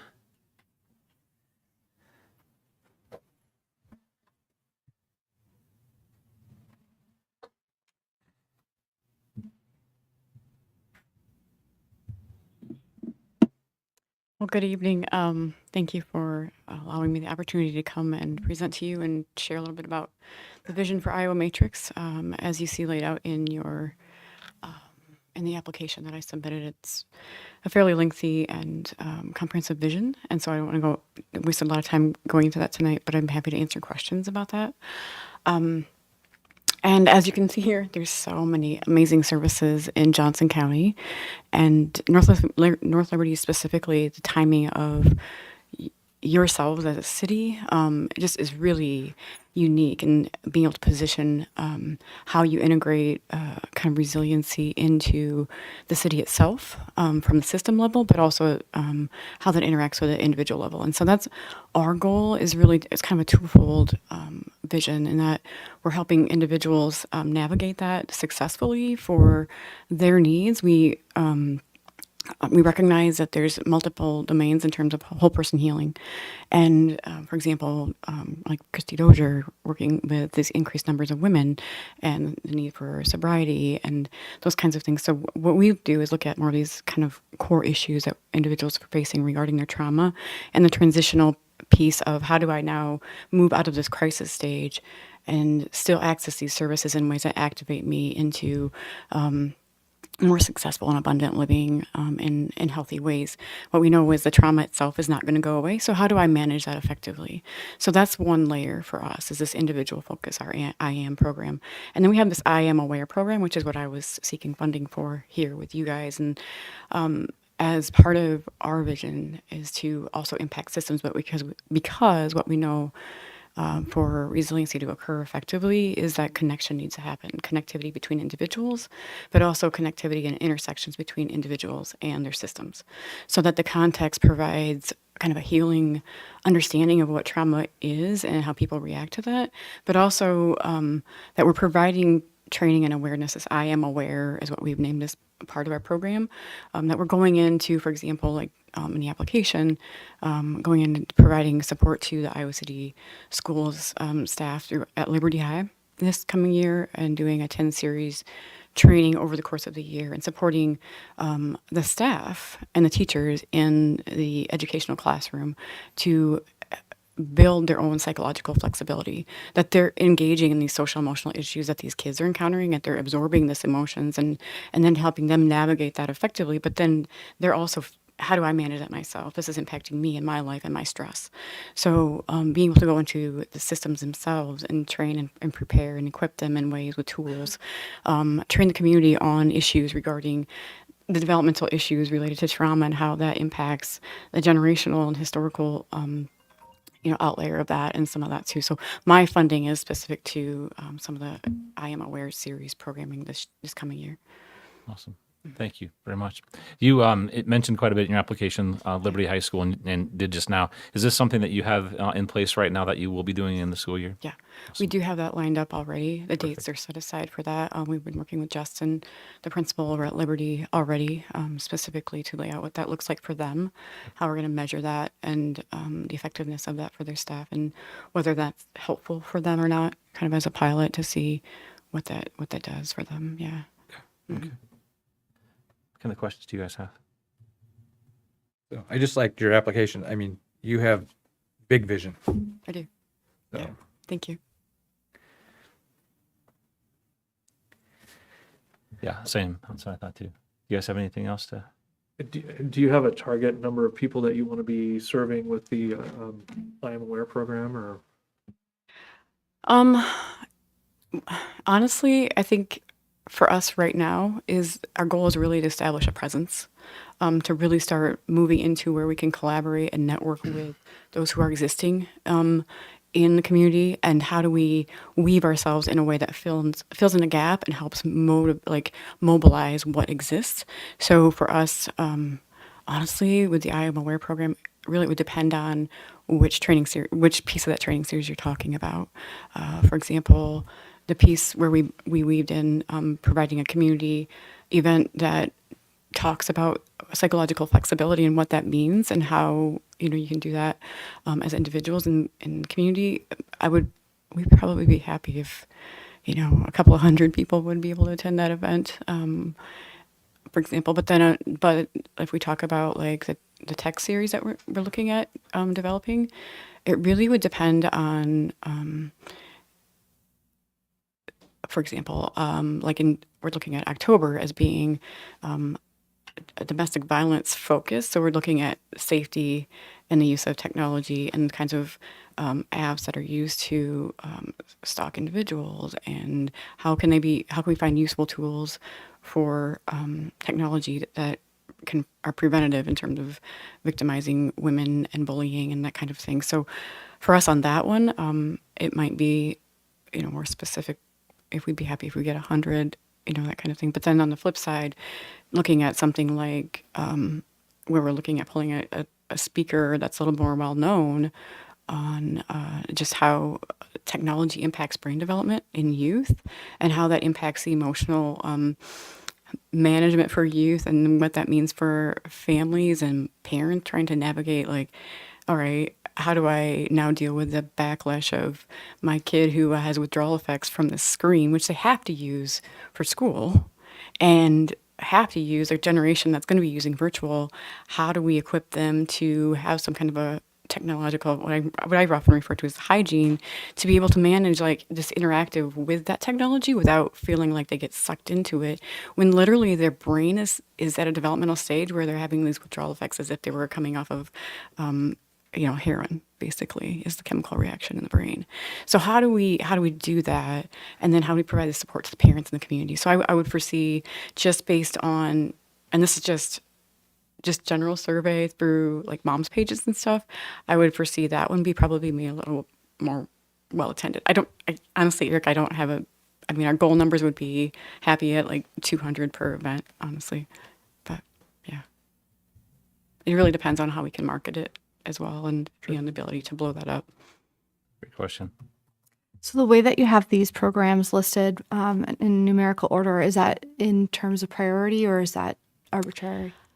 I think so right now for us, just because we are at the stage where we're really trying to establish some building blocks for how do we do some doable projects to establish a presence and develop some relationships that are useful. And because we have the one with Liberty already set up, I did prioritize that one first.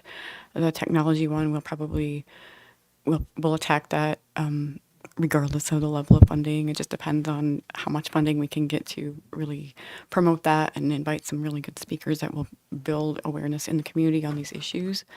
And then the last one, I mean, there's obviously a lot of aging groups already. So that one, I think being able to step into a position where we're looking at building resilience into caregivers, providing some support groups for them or some kind of colloquium where we invite those group into a space in North Liberty and then have them kind of do maybe a presentation or a panel on issues specific to dementia and how do caregivers navigate that well when you could have children at home and an aging parent, that kind of thing. But I don't foresee that one needing as much money, and there's already a lot of groups doing aging stuff. So it just really is about our capacity right now. I don't know. I hope that answered you. Yeah. Thank you all. Stacia, thank you for your time. Welcome. Appreciate Thank you. Next up, Adam. You ready, man? Rape Victim Advocacy Program. Good evening, and thank you I echo the thanks. Adam Robinson, serve as the Executive Director at the Rape Victim Advocacy Program, or RVAP. Excited to be here with you again, and it is, Mayor Hoffman, in addition to your favorite meeting, it's just lovely to be in space with all these amazing folks daily, integrating and collaborating in the ways that we do, and it's nice to just sit down and listen to folks highlight the work that they do. We're fortunate in this county and certainly in this community for sure. I'm here this evening asking for support for our prevention work. So we provide free confidential support to anybody that's been impacted by sexual violence. I want to talk about the direct service a little bit. But our mission is to create a community, create a globe where sexual violence doesn't happen anymore. And so an important component of our work is to be in front of youth and be in front of really any groups that we can be, but here in North Liberty, we're in junior high and high school, working with students to understand their rights, their body autonomy, to talk about healthy relationships, to talk about bystander intervention, understanding that sexual violence at its core is about power and control. So how to reinstill those dynamics with folks who are vulnerable to having those dynamics taken away from them, or through grooming or coercion or threat, to equip them with connections and healthy relationships so that they can navigate childhood and then beyond. So that's just a piece of what we do. And we're super excited and grateful for all the support that you've given us over the years.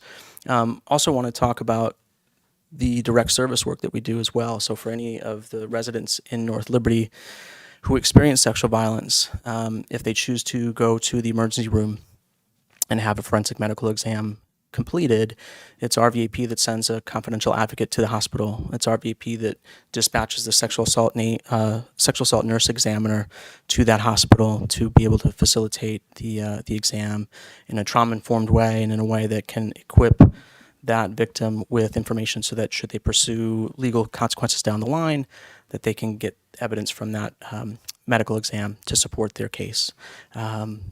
All of our services are free.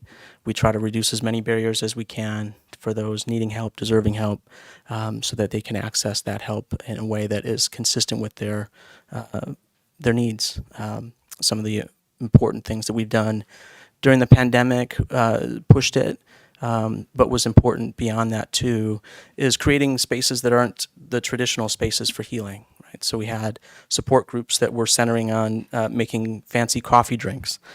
So folks would come on Saturday mornings, learn how to make a macchiato, not necessarily how to spell it, but they would be in community with other survivors, not centering their survivor identity, but centering their humanity in different ways and being able to support one another. So with continued support from leaders like yourselves, we want to continue to expand all of that type of work to meet as many needs as we can. And I'm happy to answer any questions you have. Thank you, Adam. You guys have any questions for Adam? He's been up here with us for a number of years right now. A successful program. Adam, recently, I think more recently in the news, there was, this talk of the backups of the rape kits not getting attention and not being thoroughly looked at, and time that it took for those to be processed. Are we seeing that is getting better? Is there things that you guys are able to do or have done to help with that problem on a state level? Yeah, it's a fantastic question. Yeah, just a few years ago, there was a massive backlog for sure. Our state attorney general's office has done a lot to put some committees together. We're now caught up, as much as caught up can be. So there isn't the same sort of backlog. I'll answer that question before I expand. There isn't the same sort of backlog that we experienced a couple of years ago, which is magnificent. We did have some staff at RVAP that were part of the committee work because in addition to what you would expect or what you might expect when that backlog gets worked through, is we had a number of victim survivors in North Liberty and throughout the state who had their forensic medical exam done years prior and were just waiting. And now we're getting a call back with an update. Maybe there was a DNA hit, maybe there wasn't, but the kit has been evaluated and assessed, and now they're back in the driver's seat of being able to choose to push forward with a case or not. And those phone calls, which is important information, our advocates were working with the Attorney General's office to make sure that as those calls were being made, our direct service support was linked to those calls, so that even if they didn't want to do anything or pursue anything, or they didn't have an ability to pursue anything, that they had connection to an advocate even in those moments of getting the phone call. That's great. Thank you. Yeah, for sure. Great question. Anything else for Adam? Appreciate your time here tonight. Thank you. Thanks.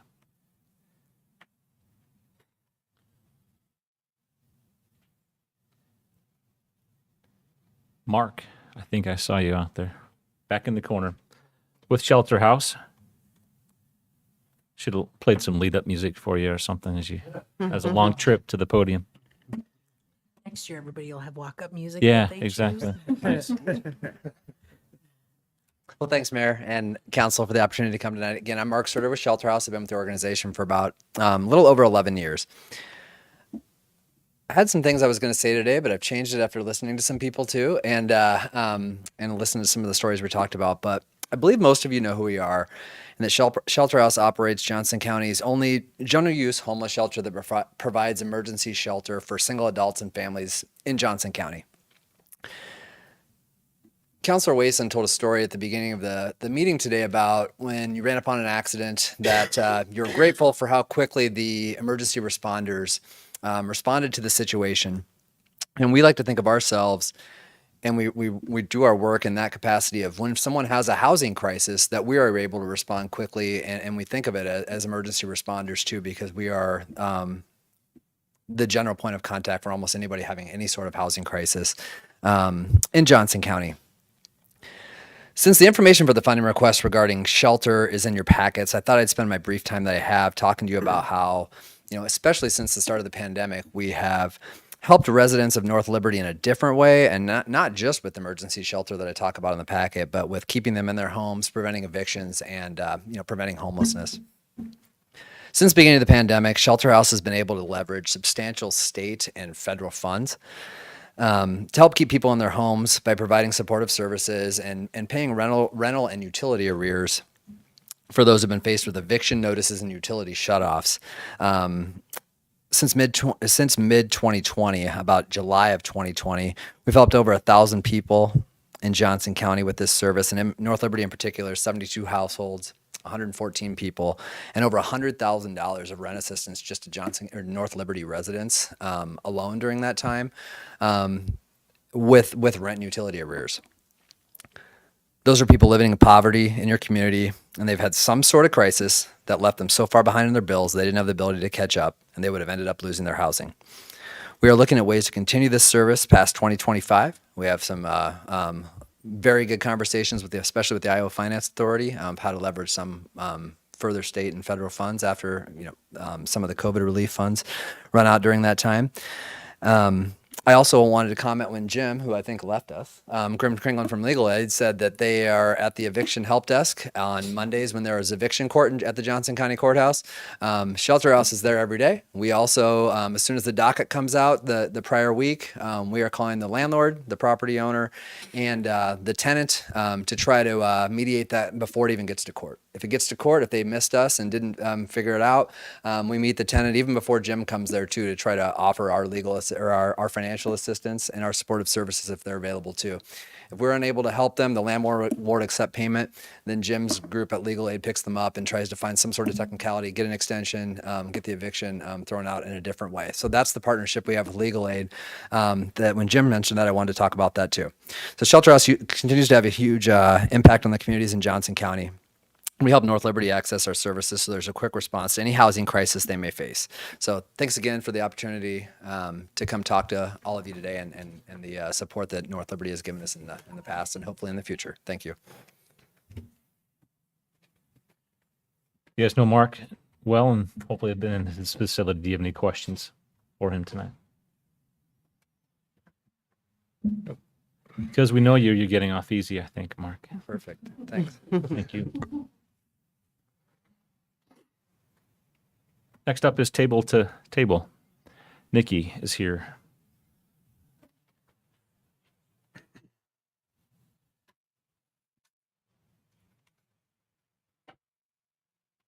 Good evening. I'm super glad this is one of your favorite meetings because you've stuck through an awful lot. I didn't say it was the shortest meeting. I'm Nikki Ross. I'm the executive director of Table to Table. I've been with Table to Table for 5 years, and this is just a few times in that we've asked North Liberty for some support. First, I'm super grateful to Kayla for keeping you all abreast of everything that's happening with food insecurity and nutrition insecurity in North Liberty. That makes my job easier to explain what it is that we do. I'm not going to rehash that. What I want to tell you about today is a reiteration about the importance of our model. So, we rescue food that is perfectly edible and would otherwise be thrown away for no good reason. And we get that to folks who can eat it. And some of those folks live here in North Liberty. One of the things that's critical about our model, we bring it here. And we do that with all our partners. Pick the food up, deliver it the same day. We have a lot of partners, pantry partners, who say those perishable foods, the produce, the meat, the dairy, it's out within several hours of us dropping it off that day. And guess what? We show up again the next day with more food. We do that for reasons related to food waste and we got to keep it moving, but also because then our partners, it reduces the amount of storage they have to have. Imagine if we collected it all up and then brought it, once a week or whatever, that would increase the amount of storage they'd need. And so our model helps reduce that as well. With that, there's travel miles. I don't need to talk about fuel costs, but I will tell you, in 2017, our fuel budget was $11,000. We have expanded our services, the number of times we make drop-offs, our partnerships.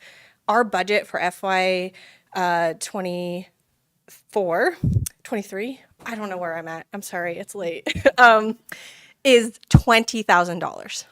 And so that's due to increases in fuel costs, but also the expansion of our programs. And I hope I have time. I just want to share a story, a North Liberty specific story. We don't get a chance to get these very often because we don't serve people directly typically, but we started a new program a couple years ago where we're harvesting from farms. That allowed us to get about 50,000 pounds extra of produce a season, which means we've met the capacity of our food pantries, and we're looking at, all right, how can we meet people where they are with this food? And we do produce stands now, free produce stands. So this year we'll be coming to the Gulfview Mobile Home Park every other week to do this free produce stand. last year, and I have permission to share this. I got this message via our Facebook Messenger from a resident there. Thank you for the pop-up in the Gulfview Mobile Home Park. Your volunteers were the nicest couple. We enjoyed lending a hand due to the heat and grabbing items for a few people we knew could not make it down and delivering it to them so they did not miss out. We'll be eating fresh all week and making red sauce we share with others. Thank you. Then a couple of days later, she followed up and said, "Me again, Nikki. Just wanted to let you know those tomatoes made 149 cups of blanched chunks for the deep freeze until the heat passes to make lots of soup, sauces, lasagnas, and spaghetti for the 18 people we share homemade food with when I go on a cooking binge," which I've missed doing. And the thing I love so much about that, that was all fresh produce. But look how folks are building community around food, and that we can offer the food and they can do the community part is so important. Sorry, I went over. It's a great story. It was worth the wait. Great. What Do you can I answer for Yeah, you? do you guys have any questions for Nikki? Okay. I guess that's a benefit of going last. That's part of it. We also know the work that you do here too, so we're pretty familiar with it. I appreciate it. Thanks so much. Thank you. All right. Chelsea, are you here with the ARC of Southeast Iowa? Thank you for your patience. All of the last ones are in the back of the room. No. So Genevieve didn't pass. No. Well, You said why? accept. Nikki is a tough act to follow there, but thank you so much for having me. I'm Chelsea Markle. I'm with the ARC of Southeast Iowa. We are an organization that is celebrating our 65th anniversary of serving the Johnson County and surrounding communities. And specifically, what we do is we provide supports and services, advocacy to individuals with intellectual developmental disabilities, as well as to their families. And so the ARC is specifically requesting support of our group programming for youth, so school-aged children, teenagers, and transition-age individuals, specifically looking at our summer camp and group respite programs. And so these programs are really unique. There are not a lot of overlap in terms of providing services to this age group during these specific timeframes. And so we offer 8 weeks of summer camp when school is on break for full weeks of care. And then we also offer Friday evening and Saturday afternoon activities throughout the school year for this age range of students. So the support we're asking for is to be able to continue these programs. Our summer camp program is specifically, we've moved it to the North Liberty community within the last 5 years. That's been a great experience. We're looking forward to, the funds and supports that we need are to be able to make sure that our camp and activities provide equal opportunities for these students. So we really have to provide a lot more support and care and supervision for the students that we're serving. So traditional camps just aren't necessarily really an option, but we want to still offer that traditional camp experience and make sure that there are enriching out-of-school activities for the students that we're working with. So if I have time, I would love to be able to share a quick story here too. After the first day of summer camp this year, I received this email. Good evening. I just wanted to express my gratitude for the opportunity for my son to attend the ARC summer camp today. As I told the supervisor, I had to wait until the last minute last night before I got his cooler out to pack camp because he gets so excited. He remembered things to pack that I had even forgotten. Because my son had camp to go to, I was able to spend most of my day advocating for him for better school services, working with Ask Resource Center on Zoom meetings to support parents, and arranging medical care for my mom who lives in southern Iowa and does not have access to quality health care and cannot make her own health decisions. I could not do these things if my son were at home all day. ARC summer camp services are mental health supports to parents and families and even allow us time to give back to others. When my son got home from camp, he wasn't interested in eating supper. He only wanted to pack for camp again immediately. Your work is vitally important. Thank you for all you do. Thank you, Chelsea. Story. You guys have any questions for Chelsea? Where have you been holding the camp at here? At Grace Community Church. Oh, okay. Yep, they've been a great partner and host a couple of camp activities. Any other questions? Thanks for waiting. Yeah, Thanks for your absolutely. time. Thank you. All right, Genevieve, you ready? For the last one for the night, United Action for Youth. Welcome to the end of the alphabet. 52 years ago, somebody decided to name United Action for Youth. So we're always at the end. Hi, I'm from United Action for Youth. We host a variety of programming in North Liberty. I think maybe most of you have at least heard of us, but I thought I'd just highlight a few of the services that we're currently offering in North Liberty. From our Pride group at the Clear Creek School District to our after-school art workshop at North Central. We have a new program called the Spark program. It's a new youth engagement enrichment program that's going to be after school. That started this year, and you'll see more about it in the upcoming months. We just started a new program at the Ranshaw House. We received a 2-year grant from DCAT to host a hangout at Ranshaw House. We are in every 5th, 7th, and 9th grade classroom holding sexual health education classes. We have youth and family advocates in every school from pretty much 6th grade on. We do a lot of different things at UAY. It can be a little overwhelming sometimes, but we thank you for the support you've given us in the past. And we are looking forward to hopefully expanding our services even more. We found that over the pandemic, it's really important to meet people where they're at. And so instead of waiting for people to come to us at our youth center or our mental health services, we're going out into the communities. And obviously that North Liberty is a big part of that. So that's UAY. Any questions?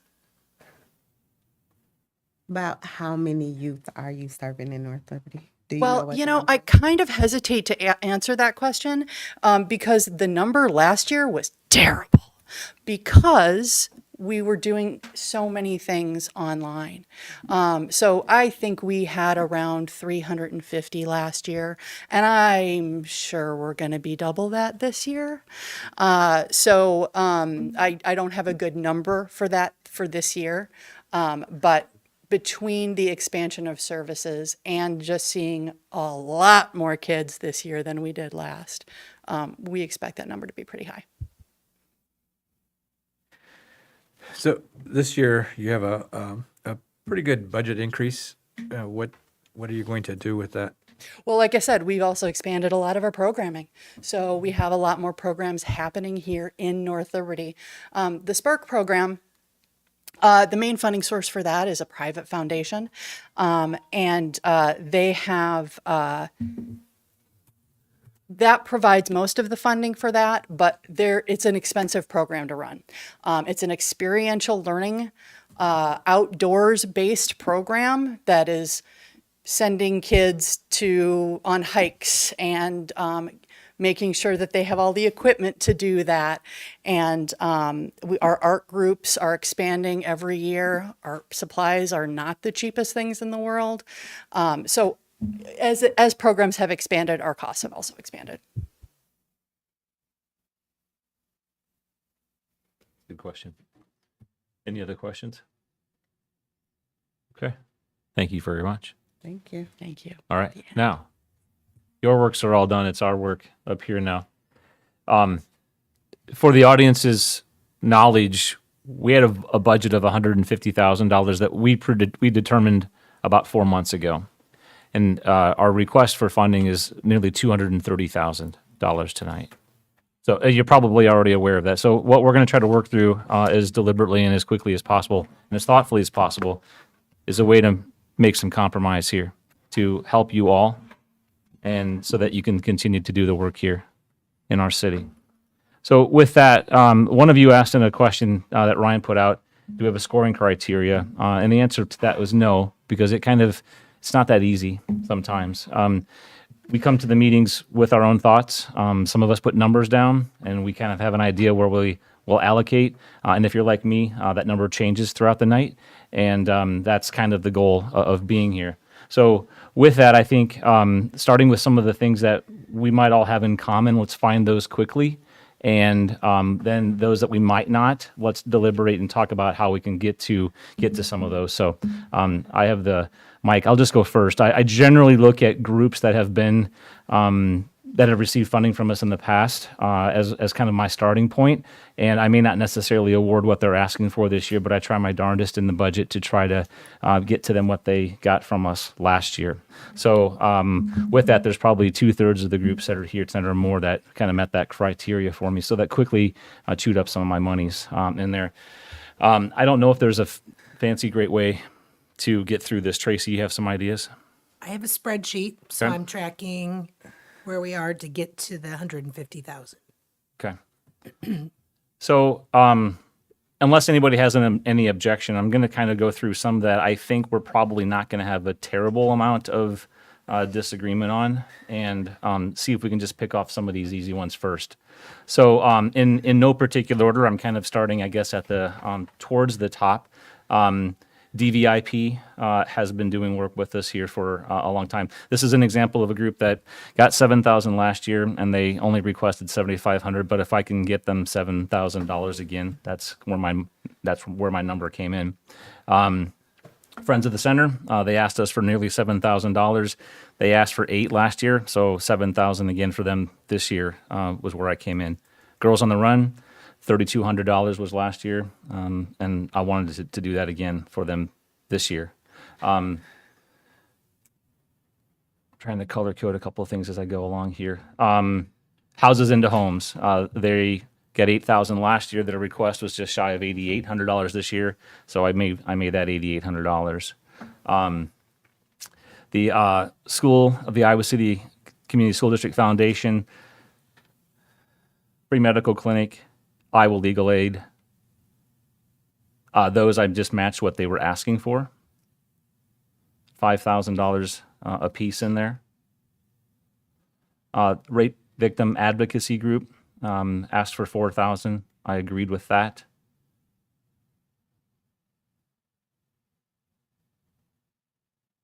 And the ARC asked for $2,000, up from $1,000 last year, and I agreed with that one as well. So those are just some of the starting points. Are there any ideas? Anybody have any thoughts about those funding numbers that I threw out there, and if they differ from yours? So can you just confirm where you're cutting back? I'm sorry, I'm trying to follow. I'm not really cutting back so far. Okay. I'm trying to meet the requests of those groups that have been here with us in the past, and to not necessarily get them the funding that they want, but get them the funding that they may have had from us in the past. So, on that list, you didn't have the North Liberty Pantry. oh, or I already was- took that okay, out. you already Yeah, took it took out. that Okay, yeah. So, for example, DVIP, they had $7,000 last year, and just because I know we don't have a lot of money to work with, I just allocated $7,000 again for them this year. So Mayor, DVIP is one of my priority funds at 7,500. So if we need, we're going to have to do reductions and cuts. Some will probably leave with little to nothing just because of the requests, but they are one of my priorities. Okay. How does anybody else feel? I would agree with 7,000. 7,000? Yeah, I think the world is getting to be a less nice place, and we need to focus on that. You want 7,000 or 7,500? 7,500.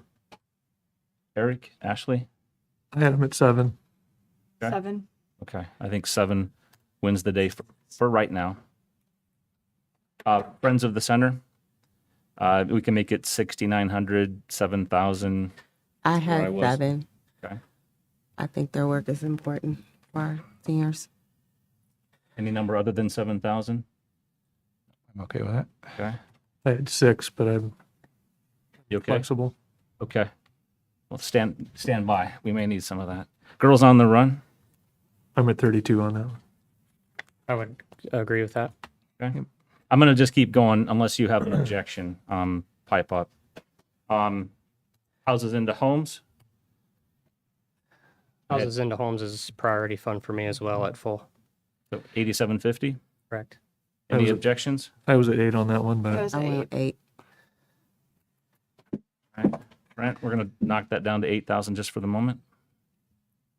The Iowa City Community Foundation, 5,000. Any objection? No. Okay, Free Medical Clinic. It gave them 5,000. That was their request. They took 3050 from us last year, but I think they are. I think the need is increased from last year. Any other number besides 5,000? I had them at 4, but Mr. Flexible? yeah. Okay. Iowa Legal Aid. It was easy, I think 5,000 as well. Mhm. Rape Victim Advocacy. Is that 5,000?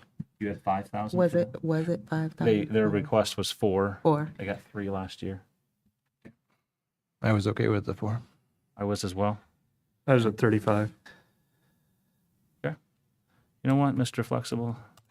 I'm gonna put 35. Does 35 sound okay? I'm not. Yeah, just trying to 35 be is flippant fine. here. I know what we got to look forward to here. Does anybody have a number for Shelter House?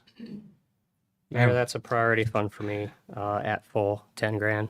Yeah. I'd actually like to see more, but I don't know that we're going to be able to do that. So I'm going to stick hard at 10. And I would go with that as well. I agree. Okay. Table to Table. That's priority, I believe, as well. I think we'd give them the 7. Yep. Okay. Seems easy now. The Ark. Yeah. 2. 2,000. 2,000. Yeah. And UAY. I had them at 85. And this was a tough one for me. 85 was the request, but they're working pretty close with us here, and maybe we have some opportunity to offset some of their expenses. Yeah. So I was kind of doing thinking maybe 5,000 or 6,000, but I don't know what the group's thinking on that one. They've been doing a lot of stuff. They have been. Yeah. So Okay, keep that in mind. What number do you want to put in there? Do you want to put 85? 85. We'll see where we're at. All right. That leaves us with just under $60,000 left to allocate for these remaining groups. I'm going to take my hands off the wheel now. You guys can drive. I just have one more priority fund, and then I think I'd like to hear everybody's priority funds, and let's see where we're at with that. Meals on Wheels would be another, and that would be my last full priority, seeing what they do for the community.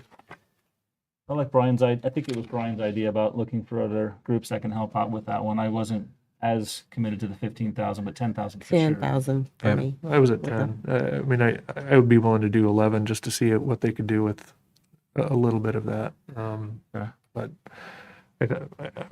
for me, the food is the most important thing. Yeah. I'd be fine with that reduction as long as we're funding. To what number, Brent? With 11? 11. 10 or 10 11. or 11. Ashley, do you have a number in mind for? 10. I would be comfortable with 10.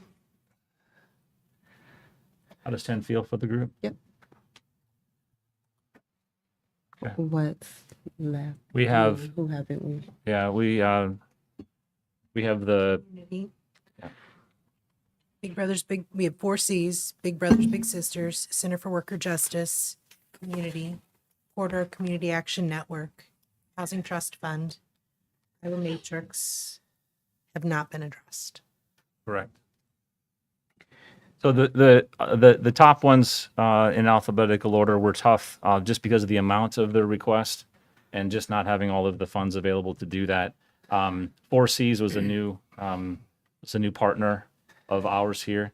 I don't know what's an appropriate number in there, so I just used a placeholder of $5,000 to start with, and I I don't know. have 4, You have so 4. I'm comfortable with 5. Okay. Did anybody have some thoughts on that? We'll just So- work down through this list. Yeah, 5. I didn't really have a number. I was kind of looking at what I had left over and trying to figure out how to split that up. So Brent or Ashley, do you have a number in mind? No. Okay. I We'll don't. put 5 for right now. Big Brothers Big Sisters.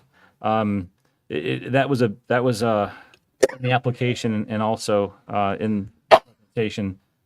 They're trying to get this thing back on course. I don't know if we're capable of how much course correction we can provide to them, but the number I had sitting in there initially was $4,500. Sorry. I am actually optimistic that they will be able to do something. So I'd probably be closer to like 8. Okay. I had 8 as well. I mean, I'm seeing through direct contacts the work that they're doing and the success that they're having.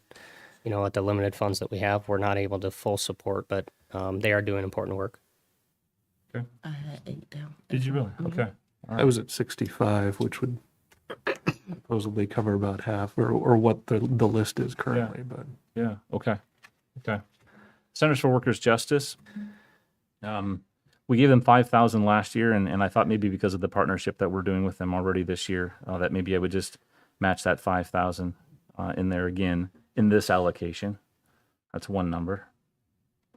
So, Mayor, I guess I'm a little harder on this one. I just don't see the more direct impact that the other partners in the room have, and we've already committed the $35,000 in ARPA funding. So I'm actually in favor of scratching the request. I concur. So I like the program and stuff. And, there's that whole thing about if you give a guy a fish, he eats for a day, but if you bet. teach him and stuff. So, but yeah, there's just a lot of stuff in there that is very difficult. It's like a sewing machine, but most of the money was for equipment and technology and stuff. So I'm not sure if they can do it with much of a smaller budget, but if they thought they could do something with a smaller budget, I'd probably do the 5,000 because they could do some of the machines that would get you a whole class for several people. So. I was at 5. I'm having a hard time seeing the correlation between the class and a contribution to the community in terms of these individuals' ability to support themselves. Right. Yeah. Same. So 0? Is that what your number was? That's the hard part of the night. Yeah. That's the not so fun part. That was the hard part. Okay. I'll stand by on that one. Community. I had them matched at 10.5 from last year. So did I. So I moved it up, somewhere like 12, 13,000. I mean, the need has gone up and they are doing a lot of I stuff. think we have the space now with, I'll put 12.5 in there just for a placeholder now. The Corridor Community Action Network. I put down 2, I just because, a lot of that stuff was not particularly, the things they were asking for were not really helping anybody. It was just trying to get a few things fixed. So, but I also understand what they're trying to do, and so I think that's a good idea. So maybe like 2,000 or something. How's that feel to the group? I think it's important. I mean, the pantry started a clothing closet last year as well, so it's kind of duplicating services. But I'm okay with 2 if everyone else wants to do that. Okay. All right. That gets us down to we have just about $21,000 left with 3 more allocations. And they're all kind of big, the request here, so sorry for leaving them like that. 2 of them are new. The Housing Trust Fund of Johnson County is one of them. The $25,000 ask, $20,000 allocated last year. And then we have Sober Living that is new to us, as well as the Iowa Matrix. So, Mayor, the Iowa Sober Living and Iowa Matrix, I kind of fall in the same boat. We invested $250,000 in the Access Center, and I think there's duplication of services there where we've partnered with the Access Center. Not necessarily. That's the inpatient, and these folks are trying to support post-treatment and coming out. And I do understand that aspect. I'd like to see them both of them, Iowa City Sober Living and Iowa Matrix, be a little more established I guess, before we, look at larger asks like that. And that's just kind of my thought. There's multiple trauma and abuse programs that are established that we've helped fund. And, I just think with the hard decision of having to cut, unfortunately, when we look at the duplications, past partners and those that we certainly hope that they'll be able to maintain and provide better services through the community as time goes along, and wish them success. I think we give it a year and see what happens. How does everyone else feel about those two? Yeah. Hate to be a burden, but can you just remind me what we have left? Which groups are not allocated according to your notes? Sober living and Iowa Matrix. Okay. Brent was just referring to. Housing trust fund. Housing Trust Fund of Johnson County. Gotcha. Yeah. So if we don't allocate funding to sober living or Iowa Matrix, that allows us to get most of, or a good portion of, what Housing Trust Fund of Johnson County is looking for, or close to it. And with them established and the investment that they have made and continue to make in the community as that established firm, that would be my priority with what's remaining. I mean, it also meets our, one of our goals in our strategic goal planning was affordable housing. So I was okay with 20 for them in my initial allocation. I had some money split up differently in other places than what we've done here or talked about. And I only I took the 5,000 off because of the work that we were planning on doing with them for through the ARPA funds. But I think it's absolutely important work. Yeah. So sober living in Iowa Matrix, should we just set that aside for the year? I think, Ashley, how do you feel? Well, about that? I think the fact that Matrix is doing an immediate response to the tragedy that's impacted our community tremendously, I think bears some weight. I agree. And making this year a year that we contribute to them in recognition of that, I think is important. Okay. Even if it's not complete. Completely handle their full amount of ask, I think something would be better than nothing. Do you have a number to start with? That's a tough question. Because, I mean, where we're at right now, I think, we could at least do about 5. That would be, a chunk of change to help. I had concerns that there's not, the program is somewhat nebulous. So, I mean, it's very easy, because when you start talking that topic is becoming, it's hard to nail down, hey, I'm going to go and take 10 kids and we're going to go to summer camp, and stuff. So I was really not planning on anything for that. We're talking about Matrix. Yeah. I was just looking through their budget, and the fact that they are already working with Liberty, I think that I would give them 2 or 3 for some of the materials, or hiring someone to do media or tech, or they've got the budget here for that program, and I think I would do that. Yeah, that's kind of where I fell down too on that one. I had about $2,000 set aside. Should we earmark that? And then just not sober living for right now. Correct? Correct. Yeah. Okay, that puts us just a tad bit over.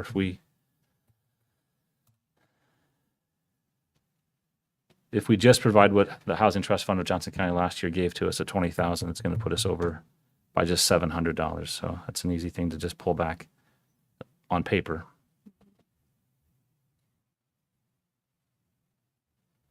What do you have, Tracy? It's a little different.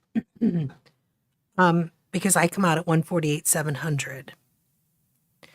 So 4Cs, 5,000. Big Brothers Big Sisters, 8,000. Community Crisis, 10,500. Oh, I had 12,500, but 10,500. Okay. So there's $1,300. Mm-hmm. Did we say 12 or did we? I heard 10,500 for the consensus. Okay. If I apologize if that's, we No, can I we can I just want to make sure. assess that. I think that's where our number was off. So how about we just soak up the $1,300 in that fund to bring that up to 11,800? For correct, the community. Correct. I think you and I are good after that on our numbers. It's 150,000 total. Correct. Can we just go down the list all the way? You bet. Yeah. 4Cs, 5,000. Big Brothers Big Sisters, 8,000. Community, 11,800. Corridor Community Action Network, 2,000. DVIP, 7,000. Friends of the Center, 7,000. Girls on the Run, 3,200. Meals on Wheels, $10,000. Houses into Homes, $8,000. Housing Trust Fund, $20,000. Foundation for Iowa City School District, $5,000. Iowa City Free Medical, $5,000. Iowa Legal Aid, $5,000. Iowa Matrix, $2,000. RVAP, $3,500. Shelter House, $10,000. Table to Table, $7,000. And the ARC, $2,000, and UAY, $8,500.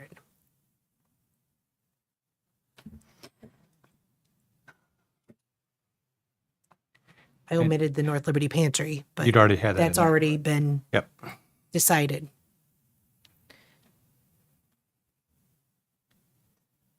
Anything else, you guys? Okay. That's where we are with this. We got a consensus up here on this number, and this is something that we will memorialize in an upcoming meeting. Get those funds out to those groups. Thank you again all for supporting our community and being here tonight for what was a lot longer than an hour and a half. Thank you all very Just much. a couple of minutes here and then we'll continue the meeting. So we really appreciate everything you guys are doing. Absolutely. We are very sorry that we cannot do everything. So. Thank Thanks, you. guys. Thank you all. Good night.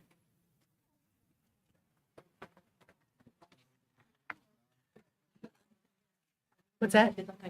I need all of it I can get. Great. Thank you so much. Night, ladies. Later.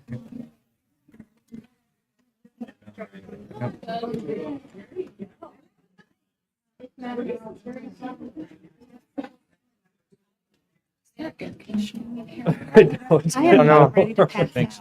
It's hotter tonight than It has is been. hot. We didn't. So I have a thermometer on my phone. It was 77 degrees at the peak of the temperature.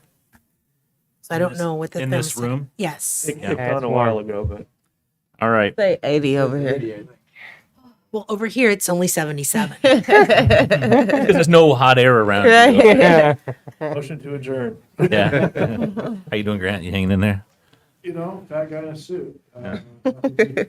All right. Let's Playing move on. words with friends or No, I'm just Oh, hang on a minute. Now, where are we at? Good job, team. That Demand was- some water. Oh, All right. yeah. Item number 10 is our Center for Worker Justice. And this is resolution number 2022-65, a resolution approving the social services funding agreement between the City of North Liberty and the Center for Worker Justice of Eastern Iowa, CWJ. Could I have a motion to begin this resolution? so moved. Second. Moved and seconded. Now let's get back into what we're here for. Do you guys have any questions about the agreement drawn up? We had to get this out to them so they can spend it before the end of our time period. So we're doing the whole amount, yes? Correct. Okay. Good. And they All can right. get it done. So. Mhm. Tracy, can we have a roll call, please? Wason, Aye. Sittig, Aye. Bermal, Aye. Smith, Aye. Harrington. Aye. Resolution carries. Item 11 is the Watts annexation, and this is resolution number 2022-58. This is a resolution approving annexation of certain property to the City of North Liberty. Could I have a motion to begin this conversation? Second. Moved and seconded. Do you have any questions for Ryan? He had a great explanation in there. Questions? You did. It's going to be individualistic moving forward. Yes. Okay. We've spent a fair amount of time at the staff level, and as I mentioned, talking with the Iowa City Development Board, who ultimately has to approve any annexation. And this is our best option moving forward. Now, as I mentioned, as most of them, as they're needing services, they're wanting to connect, and that's the first thing they have to do before they can connect, would be annex.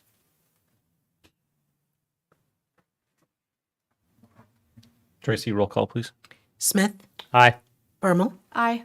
Sittig, Aye. Harrington, Aye. Wason. Aye. Resolution carries. Item 12 is our 2022 A bond sale, and this is public hearing on proposal to enter into a general obligation loan agreement.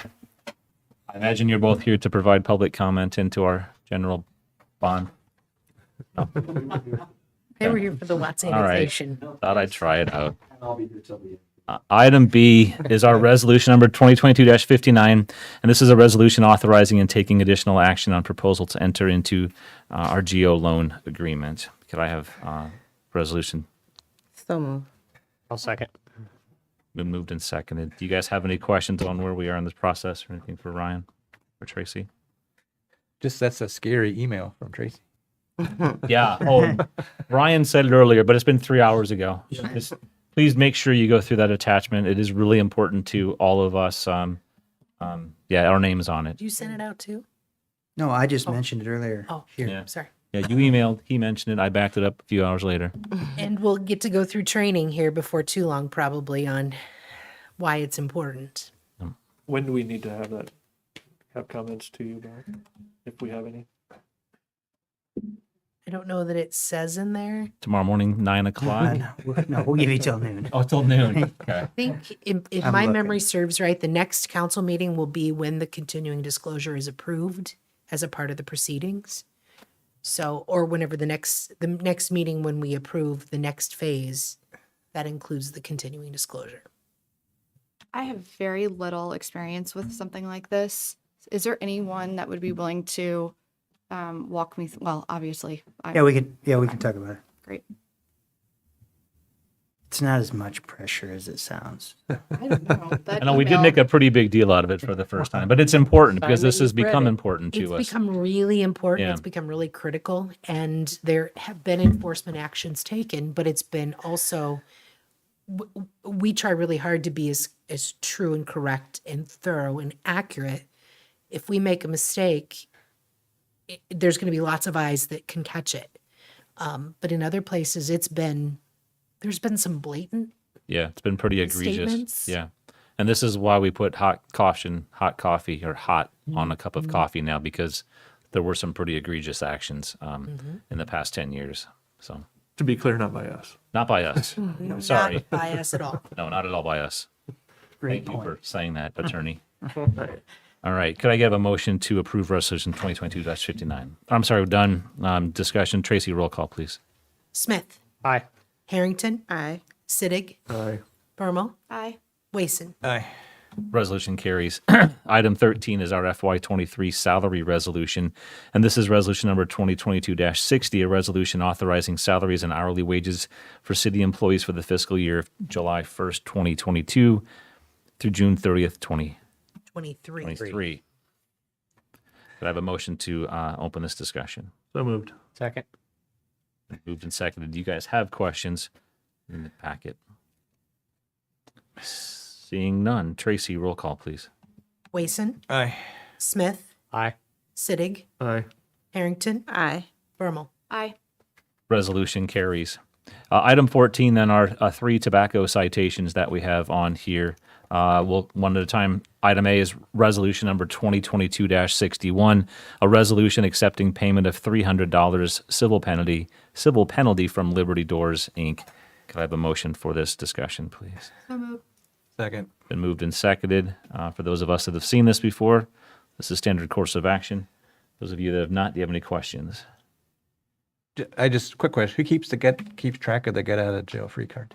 The Iowa Attorney General's office. Okay, so they have an ongoing. All right, so we don't have to. If we weren't doing this, they would be doing this. We do this, and we get to keep the money. Okay. That's basically it. And if someone wanted to contest it, we would have a weird little miniature trial here. And if we ever have that happen, I'll let you know way ahead of time. But We get to keep the money and they do most of the work. that's basically how it works. Yeah. Good question. All right, Tracy, could I have roll call, please? Harrington, Aye. Bermo, Aye. Wason, Aye. Smith, Aye. Sittig. Aye. Resolution carries.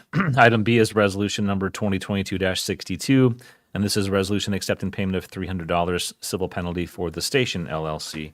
Could I have a motion to open this resolution? So moved.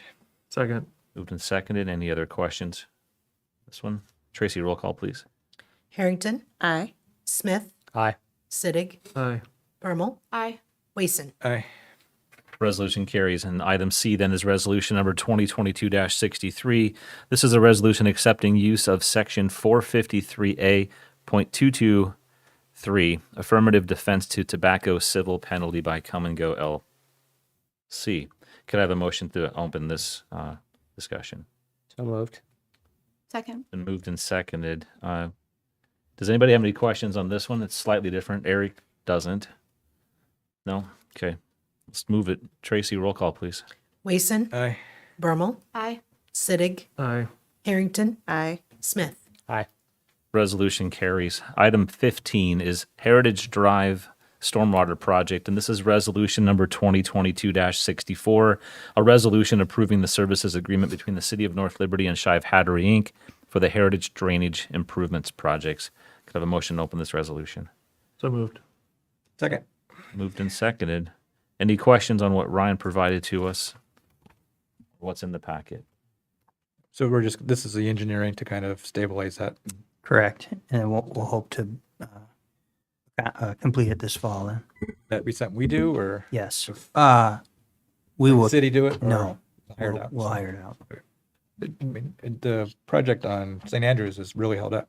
Yes. And actually, we did that one ourselves. Do we have any clue how much this might cost? Total project, I'm sorry, maybe I failed to put that in there. Total project to be about 50,000. That includes the engineering. Oh, okay. Oh, okay. Sorry. All right, Tracy, roll call, please. Wason, Aye. Smith, Aye. Bermal, Aye. Harrington, Aye. Sittig. Aye.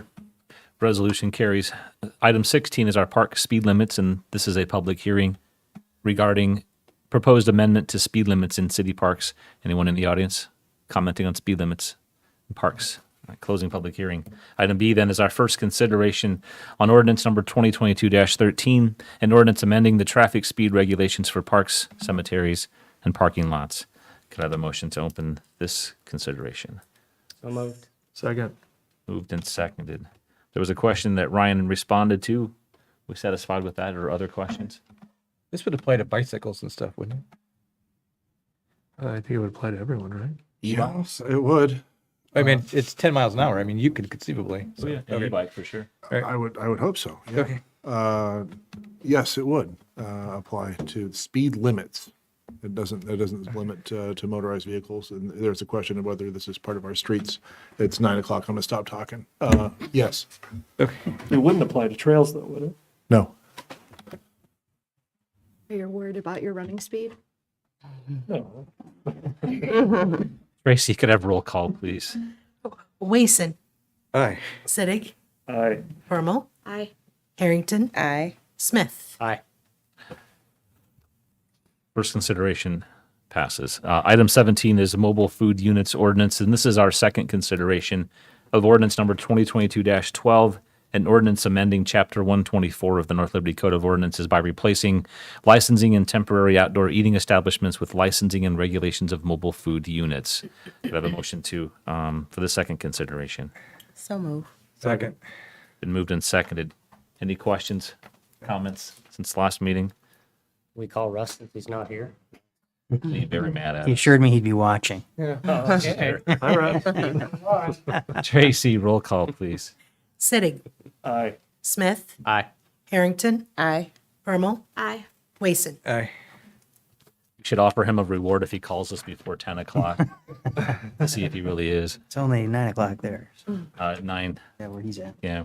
Item 18 is the preserve rezoning, and this is our third consideration and adoption of ordinance number 2022-11, an ordinance amending Chapter 167 of the North Liberty Code of Ordinances by amending the use regulations on property located in North Liberty, Iowa to those set forth in the municipal code for the RS9 single unit residence district. Could I have a motion for our third and final consideration? So moved. Second. Moved and seconded. Any questions? Well, I don't know.